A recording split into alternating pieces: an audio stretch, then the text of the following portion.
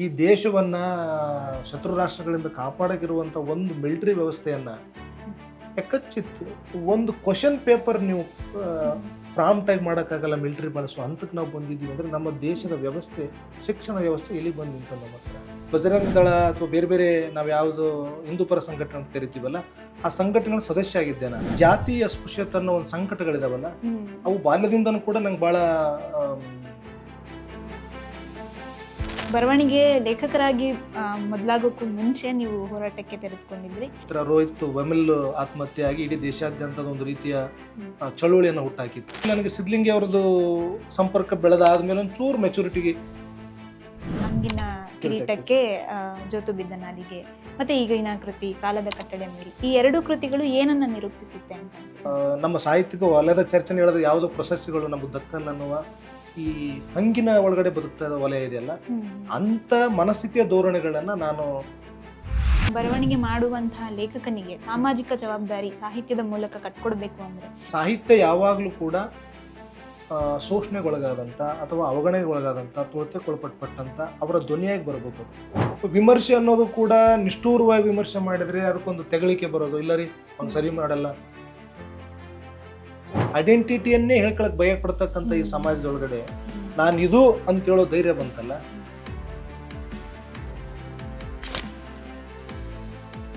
ಸ್ನೇಹಿತರೆ ನಮಸ್ಕಾರ.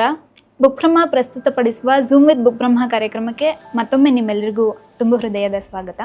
ಸಾಹಿತ್ಯ ಅನ್ನೋದು ಕೇವಲ ಸಂತೃಪ್ತಿ ಅಥವಾ ಸದ್ಭಾವನೆಗಳನ್ನು ವ್ಯಕ್ತಪಡಿಸೋದಕ್ಕಷ್ಟೇ ಅಲ್ಲ, ಅದು ಸಂವೇದನೆಗಳಿಗೂ ಕೂಡ ಧ್ವನಿಯಾಗುವಂಥದ್ದು.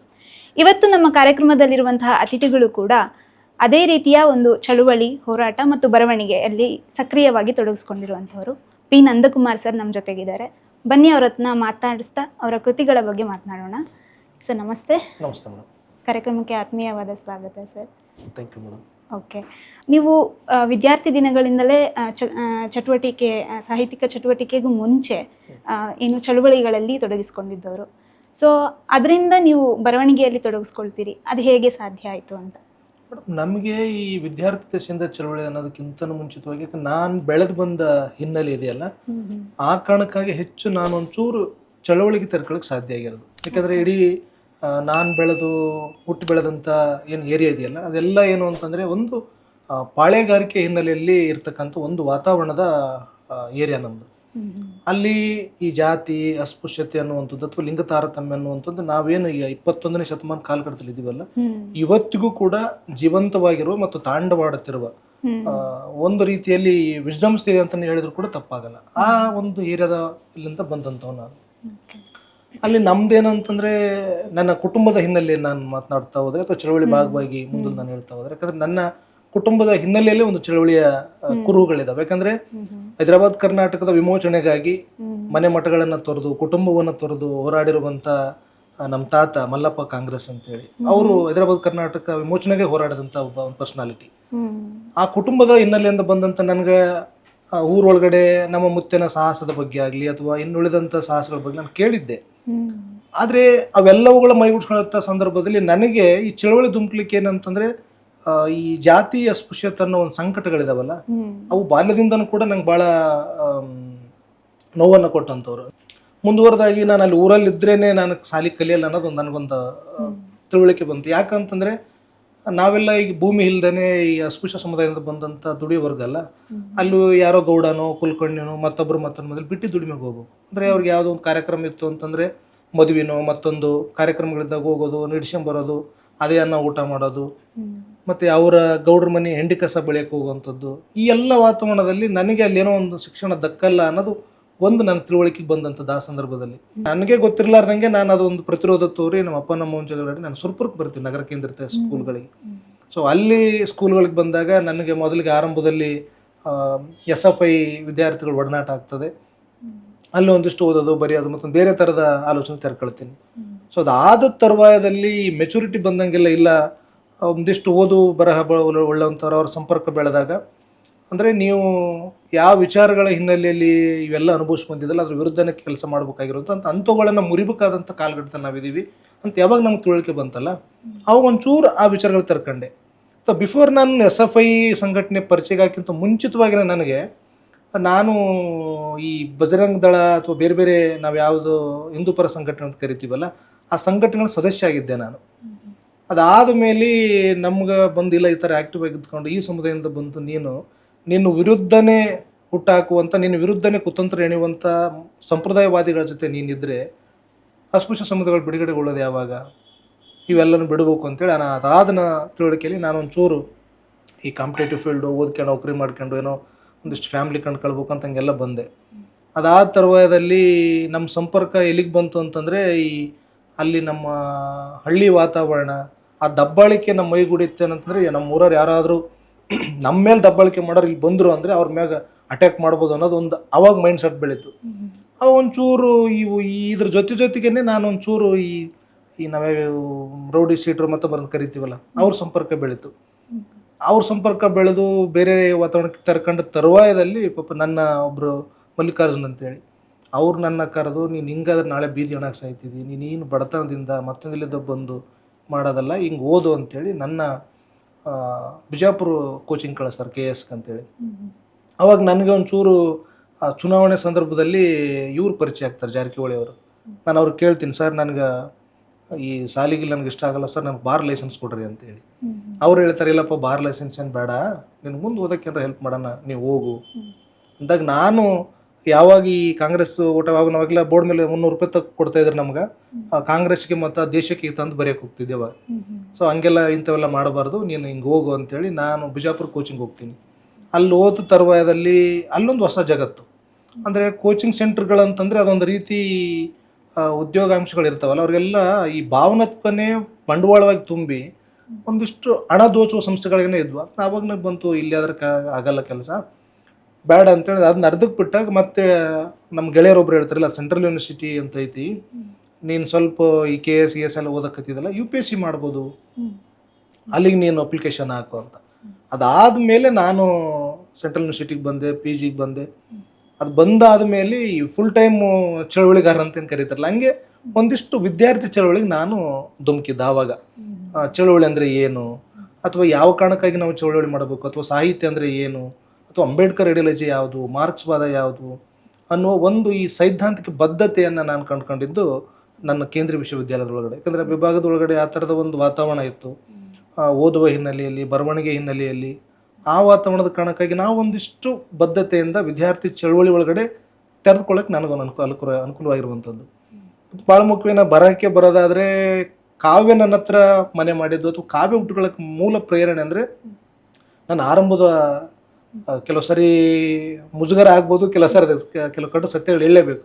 ನಾನು ಆರಂಭದ ನನ್ನ ಪ್ರೇಮ ವಿಫಲವೇ ನಾನು ಕಾವ್ಯಕ್ಕೆ ತೆರ್ಕೊಳ್ಳೋಕೆ ಒಂದು ದಾರಿ ಮಾಡಿಕೊಟ್ಟದ್ದು ಅಂತಂದರೆ, ನನ್ನ ಬಿಟ್ಟು ಹೋದವಳ ಕುರಿತಾಗಿ ದ್ವೇಷ ಮಾಡೋದು, ಮತ್ತೊಂದು ಮಾಡೋದನ್ನು ಎಲ್ಲಿ ಅನ್ನೋ ಕಾರಣಕ್ಕಾಗಿ ನಾನು ಒಂದಿಷ್ಟು ಆರಂಭದಲ್ಲಿ ಪ್ರೇಮ ಕಾವ್ಯಗಳನ್ನು ಬರೆಯೋಕ್ಕೆ ಸ್ಟಾರ್ಟ್ ಮಾಡಿದೆ. ಅವಳ ಮೇಲಿರುವ ಪ್ರೇಮನು, ಸಿಟ್ಟು, ಸೆಡವು, ಮತ್ತೊಂದು ಮಗದೊಂದನ್ನು ನಾನು ಕಾವ್ಯದ ಮೂಲಕ ತೋರ್ಸೋಕೆ ಸ್ಟಾರ್ಟ್ ಮಾಡಿದೆ. ಅದ್ರಲ್ಲಿ ಮತ್ತೆ ಆಮೇಲೆ ನನಗೆ ಸಿದ್ಲಿಂಗಿ ಅವ್ರದ್ದು ಸಂಪರ್ಕ ಬೆಳೆದಾದ್ಮೇಲೆ ಒಂಚೂರು ಮೆಚುರಿಟಿಗೆ, ಇಲ್ಲ ಕಾವ್ಯ ಅಂದ್ರೆ ಹಿಂಗೆ ಬರಿಬೇಕು ನಂದಪ್ಪ, ಈ ಥರ ಹಿಂಗಿರ್ಬೇಕು ಅಂತ ಅವ್ರೊಂಚೂರು ಹೇಳೋರು ಹತ್ರಕ್ಕೆ ಬೆಳೆದ್ರು. ಆಮೇಲೆ ನನಗೆ ಅವ್ರದ್ದು ಗುಡಿಸಲಲ್ಲಿ ಅರಳುವ ಗುಲಾಬಿ, ನಕ್ಷತ್ರ ನನ್ನ ಕವನ, ನನ್ನ ಇಷ್ಟವಾದ ಕವಿತೆ ಅದು. ಸೊ ಅದನ್ನ ಇಟ್ಕೊಂಡೆ ನಾನು ಒಂದು ಕವಿತೆನೂ ಬರದೆ, ಆ ಹಿನ್ನೆಲೆದು ಮಯೂರ ಮತ್ತೊಂದು ಪತ್ರಿಕೆಯಲ್ಲಿ ಪ್ರಕಟ ಆಯಿತು. ಸೊ ಹಂಗೆ ಕಾವ್ಯದ ಮೂಲಕ ಬರೇ ಪ್ರೇಮ ಕಾವ್ಯ ಅಥವಾ ಮತ್ತೊಂದು ಬರೆಯೋದನ್ನೇ ಅಷ್ಟೇನಾ ಬರವಣಿಗೆ ಅಂತ ನಾನು ಒಂದು ಸ್ವಲ್ಪ ಈ ದಲಿತ ಚಳವಳಿಗೆ ಸಂಬಂಧಪಟ್ಟ ಟಾಪಿಕ್ ತಗೊಂಡಲ್ಲ PH ಬಂದ ತರವಾಯದಲ್ಲಿ, ಅದೊಂಚೂರು ನನಗೆ ಇನ್ಫ್ಲುಯೆನ್ಸ್ ಆಯಿತು. ಅಂದರೆ ಯಾವುದು ಕಾವ್ಯ ಅಂದ್ರೆ ಈ ಜನರ ನೋವಿಗೆ ಮಿಡಿಯುವ ಪ್ರಾಣ ಮಿತ್ರ ಆಗ್ಬೇಕು ಅಂತಂದ್ರಲ್ಲ, ಆ ಹಿನ್ನೆಲೆಯಲ್ಲಿ ಕವಿತೆಗಳು ರಚನೆ ಮಾಡ್ಲಿಕ್ಕೆ ಸಾಧ್ಯ ಇದಾವ ಅನ್ನೋದನ್ನ ಇಟ್ಕೊಂಡು ವರ್ತಮಾನದ ಸಂಗತಿಗಳನ್ನ, ಈಗ ನೋಡ್ರಿ ಶಾಸ್ತ್ರವೇ ಶಸ್ತ್ರವಾದಾಗ ಅನ್ನದ ಭಾಷೆಗೆ ಬೆಲೆಯಲ್ಲಿ ಅಂತ ಅನ್ನೋ ಹಿನ್ನೆಲೆಯಲ್ಲಿ, ಅಂದ್ರೆ ನಾನು ಶಾಸ್ತ್ರ ಅನ್ನೋದು ಶಸ್ತ್ರ ಆಗಿದೆಯಲ್ಲ, ಆ ಹಿನ್ನೆಲೆಯಲ್ಲಿ ಇಟ್ಕೊಂಡು ಕಾವ್ಯದ ಹೊಸ ಪರಿಭಾಷೆಗಳನ್ನ ಕಟ್ಟಿಕೊಂಡು ನಾನು ಕೆಲವೊಂದು ನನ್ನ ಸ್ಥಳೀಯ ಭಾಷೆಗಳನ್ನ ಇಟ್ಕೊಂಡು ಈ ಪ್ರಭುತ್ವದ ವಿರುದ್ಧ ಅಥವಾ ಈ ದಬ್ಬಾಳಿಕೆ ವಿರುದ್ಧ ಅಥವಾ ನಾವೇನು ಪಟ್ಟಭದ್ರತಾ ಶಕ್ತಿಗಳಂತ ಕರಿತೀವೋ ಅಥವಾ ಮತ್ತೊಂದು ಮನುವಾದದ ಹಿಂಬಾಲಕರಂತ ಕರಿತೀವೋ, ಇವ್ರು ಏನಿದಾರಲ್ಲ ಅವ್ರು ಹುಟ್ಟಾಕುವ ಅಸಮಾನತೆಯ ವಿರುದ್ಧದ ಧ್ವನಿಯಾಗಿ ನಾನೇನಂದ್ರೆ ಒಂದು ಕಾವ್ಯದ ಮೂಲಕ ಪ್ರತಿರೋಧವನ್ನ ಕೊಡ್ಲಿಕ್ಕೆ ಸ್ಟಾರ್ಟ್ ಮಾಡಿದೆ. ಅದಾದ್ಮೇಲೆ ವಿಶ್ವವಿದ್ಯಾಲಯದ ಒಳಗಡೆ ಆಗ್ತಕ್ಕಂಥ ಈ ಜಾತಿ ತಾರತಮ್ಯ ಆಗಿರ್ಬೋದು ಅಥವಾ ಲಿಂಗ ತಾರತಮ್ಯ ಆಗಿರ್ಬೋದು, ಇವೆಲ್ಲ ಒಂಚೂರು ನಮಗೆಲ್ಲ ತಳಮಳಕ್ಕೆ ಸ್ಟಾರ್ಟ್ ಮಾಡಿದ್ವು. ಅಂದರೆ ಆಳುವ ವರ್ಗಗಳು ನಮ್ಮನ್ನು ಡಿವೈಡ್ ಮಾಡಿ ವಿದ್ಯಾರ್ಥಿಗಳ ಒಳಗನೆ ಭಿನ್ನಾಭಿಪ್ರಾಯಗಳನ್ನು ಹುಟ್ಟಿ ಅವರ ಮಸ್ತಕದ ಒಳಗಡೆ ನಾವು ಹೇಳುವ ಏನು ಆಗುನು ಅನಿಕೇತನ ಅಂತ ಏನು ಕುವೆಂಪು ಅವ್ರು ಹೇಳ್ತಾರಲ್ಲ, ಅನಿಕೇತ ಪ್ರಜ್ಞೆಯನ್ನ ಬಿಟ್ಟು ನಮ್ಮನ್ನ ಸಂಕುಚಿತ ಮನೋಭಾವ ಒಳಗಡೆ ಒಂದು ಜಾತಿ, ಒಂದು ಧರ್ಮ, ಒಂದು ಲಿಂಗಕ್ಕೆ ಸೀಮಿತ ಮಾಡಿ ಒಡೆದಾಳುವ ಆಲೋಚನೆಗಳು ನಮ್ಮ ಮಧ್ಯೆ ಬಂದ್ವಲ್ಲ, ಅದು ನನಗೆ ಯಾಕೋ ಹಿಡಿಸ್ಲಿಲ್ಲ. ಒಂಚೂರು ವಿದ್ಯಾರ್ಥಿ ಮೂವ್ಮೆಂಟಿನ ಚಳವಳಿ ಹಿನ್ನೆಲೆ ಬಂದಿರತಕ್ಕಂಥ ವ್ಯಕ್ತಿಗಳನ್ನ ಪರಿಚಯ ಮಾಡ್ಕೊಳ್ಳೋದಾಗ್ಲಿ, ಅಥವಾ ಒಂದು ವಿದ್ಯಾರ್ಥಿ ಸಂಘಟನೆಯನ್ನ ನಾವು ಕಟ್ಟಬೇಕು ಅನ್ನೋದಾದ್ರೆ ಅದಕ್ಕೊಂದು ತಾತ್ವಿಕ ಚೌಕಟ್ಟು ಬೇಕು. ಯಾವ ತಾತ್ವಿಕ ಚೌಕಟ್ಟು ಒಳಗಡೆ ನಾವು ಹೋಗ್ಲಿಕ್ಕೆ ಸಾಧ್ಯ ಅದ? ಅದು ಅಂಬೇಡ್ಕರ್ ವಾದದ ಚೌಕಟ್ಟು, ಅಥವಾ ಗಾಂಧಿ ವಾದದ ಚೌಕಟ್ಟು, ಅಥವಾ ಲೋಹಿಯಾ ವಾದದ ಚೌಕಟ್ಟು ಅನ್ನೋದನ್ನ ನಾವು ಸ್ನೇಹಿತರು ಚರ್ಚೆ ಮಾಡಿದ್ವಿ. ಹಂಗೆ ಮಾಡಿ ಒಂದು ಸಂಘಟನೆ ಹುಟ್ಟಾಕನ್ನ ಅನ್ನೋ ಕಾರಣಕ್ಕಾಗಿಯೇ ನಾವು ಆರಂಭದಲ್ಲಿ ಮೊದಲು ಹೋಗಿದ್ದು ಎಲ್ಲಿಗೆ ಅಂದರೆ ಹೈದರಾಬಾದ್ ಯೂನಿವರ್ಸಿಟಿಗೆ, ಸೆಂಟ್ರಲ್ ಯೂನಿವರ್ಸಿಟಿಗೆ. ಆಗ ಮಿತ್ರ ರೋಹಿತ್ ವೆಮಿಲ್ ಆತ್ಮಹತ್ಯೆ ಆಗಿ ಇಡೀ ದೇಶಾದ್ಯಂತದ ಒಂದು ರೀತಿಯ ಚಳುವಳಿಯನ್ನು ಹುಟ್ಟಾಕಿತ್ತು. ಆ ಸಾವಿದೆಯಲ್ಲ, ದಲಿತ ಇನ್ಸ್ಟಿಟ್ಯೂಷನಲ್ ಮರ್ಡರ್ಗಳಿದಾವಲ್ಲ, ಅದಕ್ಕೊಂದು ಆ ಮೂಮೆಂಟ್ ಸ್ಟಾರ್ಟ್ ಆದಾಗ ನಾವು ಅಲ್ಲಿಗೆ ಹೋಗಿದ್ವಿ. ಅಂದರೆ ರೋಹಿತ್ ವೆಮಿಲ್ ಇದ್ದು ರೂಮು, ಅವನ ಒಡನಾಡಿಗಳನ್ನ ಎಲ್ಲರನ್ನು ಭೇಟಿಯಾಗಿ 2 ದಿನ ಇದ್ದು ಒಂದು ವಿದ್ಯಾರ್ಥಿ ಸಂಘಟನೆ ನಾವು ಹೆಂಗೆ ರೂಪಿಸ್ಲಿಕ್ಕೆ ಸಾಧ್ಯ ಅದ, ಆ ವಿಚಾರಗಳನ್ನು ನಾವು ವಿಸಿನೋ ಕುಲಪತಿ ಮತ್ತೊಬ್ಬರನ್ನ ಸರ್ಕಾರನೋ ಅವ್ರಿಗೆ ನಾವು ಎದುರುಗೊಳ್ಳಾಗ ವಿದ್ಯಾರ್ಥಿ ನಾವೇನು ಸಂಕಟಗಳಿದಿರತ್ತವಲ್ಲ ಅವಕ್ಕೆ ನಾವು ಹೆಂಗೆ ಸೆಟದ್ ನಿಲ್ಬೇಕು ಅನ್ನೋದನ್ನ ಒಂಚೂರು ಸಮಾನ ಮನಸ್ಕರ ಚರ್ಚೆ ಮಾಡಿದ ತರುವಾಯದಲ್ಲಿ ನಾವು ನಮ್ಮ ಗೆಳೆಯರು ಒಂದಿಷ್ಟು ಜನ ಸೇರಿ ಅಲ್ಲಿಂದ ಇಲ್ಲಿಗೆ ಬಂದು ನಾವಿಲ್ಲಿ ಸೆಂಟ್ರಲ್ ಯೂನಿವರ್ಸಿಟಿ ಒಳಗಡೆ ಅಂಬೇಡ್ಕರ್ ಸ್ಟೂಡೆಂಟ್ ಅಸೋಸಿಯೇಷನ್ ಅಂತ ಒಂದು ಹುಟ್ಟಾಕಿದ್ವಿ. ಸೊ ನೀವು ಬರವಣಿಗೆ ಲೇಖಕರಾಗಿ ಮೊದಲಾಗೋಕ್ಕೂ ಮುಂಚೆ ನೀವು ಹೋರಾಟಕ್ಕೆ ತೆರೆದುಕೊಂಡಿದ್ರಿ. ಆಗ ನೋಡೋದಾದ್ರೆ ಬರವಣಿಗೆ ಮತ್ತೆ ಹೋರಾಟ ಎರಡು ಮುಖಾಮುಖಿ ಆಗುವ ಸಂದರ್ಭದಲ್ಲಿ ಸೊ ನೀವು ಬರೆದಂತ ಮೊದಲ ಕೃತಿ ಕವನ ಸಂಕಲನ ಏನು ಹಂಗಿನ ಕಿರೀಟಕ್ಕೆ ಜೋತು ಬಿದ್ದ ನಾಲಿಗೆ, ಮತ್ತೆ ಈಗಿನ ಕೃತಿ ಕಾಲದ ಕಟ್ಟಳೆ ಮೀರಿ, ಈ 2 ಕೃತಿಗಳು ಏನನ್ನ ನಿರೂಪಿಸುತ್ತೆ ಅಂತ ಅನ್ಸುತ್ತೆ? ಮೇಡಮ್, ನೀವು 2 ಕೃತಿಗಳನ್ನು ಬರೀ ನಾನು ಸುಮ್ಮನೆ ಒಳಗಿಂದ ಎಲ್ಲ ಹೇಳೋದಕ್ಕಿಂತ ಓದುಗರಿಗೆ ಅದನ್ನ ಬಿಡ್ತೀನಿ. ಯಾಕಂದ್ರೆ ಅವರ ಓದುಗರೇ ಅದಕ್ಕೆ ನಿರ್ಧಾರ ಮಾಡ್ಬೇಕು. ನನ್ನ ಬರವಣಿಗೆ ಅದು ಈಗ ನಂದು ಬಿಡುಗಡೆ ಆದ ತರುವಾಯದಲ್ಲಿ ಅದು ಸುಮ್ಮನೆ ಓದುಗರದು ಅದು. ಆದ್ರೆ ನೀವು ನನ್ನ ಕವನ ಸಂಕಲನದ ಟೈಟಲ್ಲೇ ಒಂದ್ಸಲ ನೀವು ಗಮನಿಸಿದ್ದೆ ಆದ್ರೆ ಹಂಗಿನ ಕಿರೀಟಕ್ಕೆ ಜೋತು ಬಿದ್ದ ನಾಲಿಗೆ ಅಂತ. ಅಂದ್ರೆ ವ್ಯವಸ್ಥೆ ಒಳಗಡೆ ನಾನಾ ರಂಗಗಳಲ್ಲಿ ಇವತ್ತು ನಾವ್ ಹೆಂಗಾಗಿದೀವಿ ಅಂತಂದ್ರೆ ಒಂಥರ ಈ ಬಾಬಾ ಸಾಹೇಬ್ರು ಹೇಳ್ತಾರಲ್ಲ, ಕಲ್ಟಿವೇಶನ್ ಆಫ್ ಮೈಂಡ್ ಇಲ್ಲ, ನಾವು ಒಂಥರ ಮಾನಸಿಕ ಗುಲಾಮಗಿರಿಗೊಳಗಾಗಿದ್ದೀವಿ. ಯಾವುದೋ ಒಂದು ಮುಲಾಜಿಗೆ ಇಲ್ಲಪ್ಪ ಈಗಿನ ಸರ್ಕಾರವನ್ನು ನಾವು ತೆಗೆಳಿದ್ರೆ ನಮಗೆ ಏನೋ ಒಂದು ಮಾಡಿಬಿಡ್ತದ, ಅಥವಾ ಎದುರಿರೋ ಒಬ್ಬ ಅಧಿಕಾರ ಕೇಂದ್ರದಲ್ಲಿರ್ತಕ್ಕಂಥ ವ್ಯಕ್ತಿಯ ತಪ್ಪುಗಳನ್ನ ನಾವೇನಾದರೂ ದೂಷಿಸಿದ್ರೆ ನಮಗಿರೋ ಬೇರೆ ಬೇರೆ ಸವಲತ್ತುಗಳು, ಅವಕಾಶಗಳು, ಅಥವಾ ನಮ್ಮ ಸಾಹಿತ್ಯಿಕ ವಲಯದ ಚರ್ಚೆ ಹೇಳಿದ್ರೆ ಯಾವುದೋ ಪ್ರಶಸ್ತಿಗಳು ನಮಗೆ ದಕ್ಕಲ್ಲ ಅನ್ನುವ ಈ ಹಂಗಿನ ಒಳಗಡೆ ಬದುಕ್ತಾ ಇದ್ದ ವಲಯ ಇದೆಯಲ್ಲ, ಅಂತ ಮನಸ್ಥಿತಿಯ ಧೋರಣೆಗಳನ್ನ ನಾನು ಉಲ್ಲೇಖ ಮಾಡಿ ನಾ ಟೈಟಲ್ ಇಟ್ಟಿರೋದು. ಅಂದ್ರೆ ಅದು ಆಳುವ ವರ್ಗನೇ ಇರಲಿ ಅಥವಾ ನನ್ನವರೇ ಇರಲಿ, ಹೆತ್ತ ತಾಯಿ ಇರಲಿ, ತಂದೆ, ಅಂದ್ರೆ ಸತ್ಯವನ್ನು ಹೇಳಲಿಕ್ಕೆ ಯಾವುದೇ ರೀತಿಯ ಭಯ ಇರಬಾರದು ಅನ್ನೋಂಥದ್ದು. ಅಂದ್ರೆ ಬಸವಾದಿ ಶರಣರಾದಿಯಾಗಿ, ಅಂಬೇಡ್ಕರ್ ಆಗಿ, ಬುದ್ಧ ಆಗಲಿ, ನಮ್ಮ ಪರಂಪರೆಗಳಿದಾವಲ್ಲ ಅವೆಲ್ಲವೂ ಕೂಡ ನಮ್ಗೆ ಅದನ್ನೇ ಕಲಿಸ್ಕೊಟ್ಟದ್ದು. ಅಂದ್ರೆ ಸತ್ಯವನ್ನು ಹೇಳಲಿಕ್ಕೆ ಯಾಕೆ ನಮಗೆ ಭಯ? ಇನ್ನೊಬ್ಬರ ಮುಲಾಜಿನೋ ಮತ್ತೊಂದು ಯಾವ್ದಾದ್ರು ಹಂಗಿಲ್ಲ. ಇದು ಸರಿನಾ ಇದು ತಪ್ಪ, ಸರಿ ತಪ್ಪು ಅಂತ ಹೇಳೋದಕ್ಕೆ ನಮಗ್ ಕಟ್ಟಳೆಗಳು ಇರಬಾರದು ಅಂತ. ನೀವು ಇದನ್ನು ಕೂಡ 2ನೇ ಕೃತಿ ನಂದು ಕಾಲದ ಕಟ್ಟಳೆ ಮೀರಿ ಅಂತ. ಈಗ ಒಂದು ಕಾಲದ ಕಟ್ಟಳೆ ಅಂತ ಒಂದು ಕಾಲದಲ್ಲಿ ಇತ್ತು, ಏನಂತ, ದಲಿತರು ಅಕ್ಷರವನ್ನೇ ಕಲಿಬಾರದು, ಅಥವಾ ಶೂದ್ರ ಅಕ್ಷರನ ಕಲಿಬಾರದು, ಮಾತಾಡಿದ್ರೆ ನಾಲಿಗೆ ಕತ್ತರಿಸ್ಬೇಕು ಅಂತೇಳಿ, ಅಥವಾ ಕೇಳಿದ್ರೇನೆ ಕಾದು ಸೀಸ ಹಾಕ್ಬೇಕು ಅಂತೇಳಿ, ಹೆಣ್ಣಾದವಳು ಏನು ಅಂತಂದ್ರೆ ಅದು ಕೇವಲ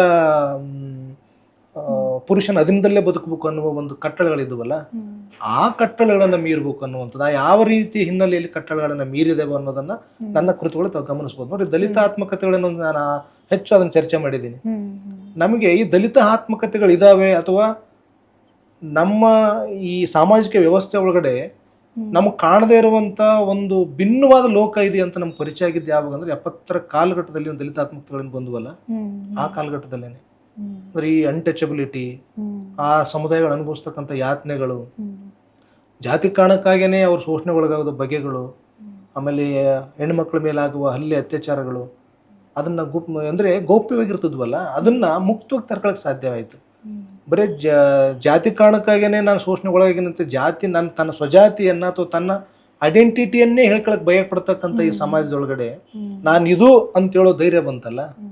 ಸೊ ಆ ಹಿನ್ನೆಲೆಯಲ್ಲಿ ನನ್ನ ಈ ಕಾಲದ ಕಟ್ಟಳೆಯ ಮೀರಿ ಅಂತೇಳಿ, ಮೀರ್ಬೇಕು ಅಂತೇಳಿ, ಇನ್ ಯಾರೋ ಒಬ್ರು ಹೇಳ್ತಾ ಇದ್ರು ಮೊನ್ನೆ ನನ್ಗೆ ನೆನಪು ಅಂತಂದ್ರೆ, ಈ ರಾಮಾಯಣ ನಡಿಬೇಕಾದ್ರೆ ಒಂದು ವೇಳೆ ಸೀತೆ ಏನಾದ್ರೂ ಲಕ್ಷ್ಮಣ ರೇಖೆಯನ್ನ ದಾಡದೇ ಇದ್ದಿದ್ರೆ ಇವತ್ತು ಮಹಾಕಾವ್ಯ ಇರ್ತಿತ್ತ ಅದು ಅನ್ನೋದು. ಅಂದ್ರೆ ನಾವು ಮೀರುವ ಪ್ರಕ್ರಿಯೆಯಲ್ಲಿ ಇರ್ಬೇಕು ಅಂತ. ಹಿಂಗೆ ಯಾವುದೋ ಒಬೇರನ ಕಾಲದಲ್ಲಿ ಮನುಸ್ಮೃತಿ ಹೇಳಿದೆ, ಇನ್ಯಾರೋ ಹೇಳಿದಾರೆ ಅಂತ ಹೇಳಿ ನಮಗೆ ಹಾಕಿರೋ ಆ ಲಕ್ಷ್ಮಣ ರೇಖೆ ಒಳಗಡೆನೆ ನಮ್ಮ ಜೀವ ಸವಿಯೋದು. ನಮ್ಮ ಹೌದಪ್ಪ, ನಾನು ಈ ಸಮುದಾಯದಿಂದ ಬಂದೀನಿ, ಕರ್ಮ ಸಿದ್ಧಾಂತ ನನಗೆ ಇದೆ, ನಾನು ಇದನ್ನೇ ಮಾಡಬೇಕು, ಫಲಾಪೇಕ್ಷೆ ಮಾಡಲೇಬಾರ್ದು. ಭಗವದ್ಗೀತೆ ಹೇಳ್ತದೆ ಯಾವುದೇ ಕಾರಣಕ್ಕೂ ನಾವು ಫಲಾಪೇಕ್ಷೆ ಮಾಡಬಾರ್ದು, ನಿನ್ ಕೆಲಸ ನೀನ್ ಮಾಡು, ನಿರೀಕ್ಷೆಯಿಂದ ಭಗವಂತ ಕೊಡ್ತ. ಹಂಗಿರಲ್ಲ.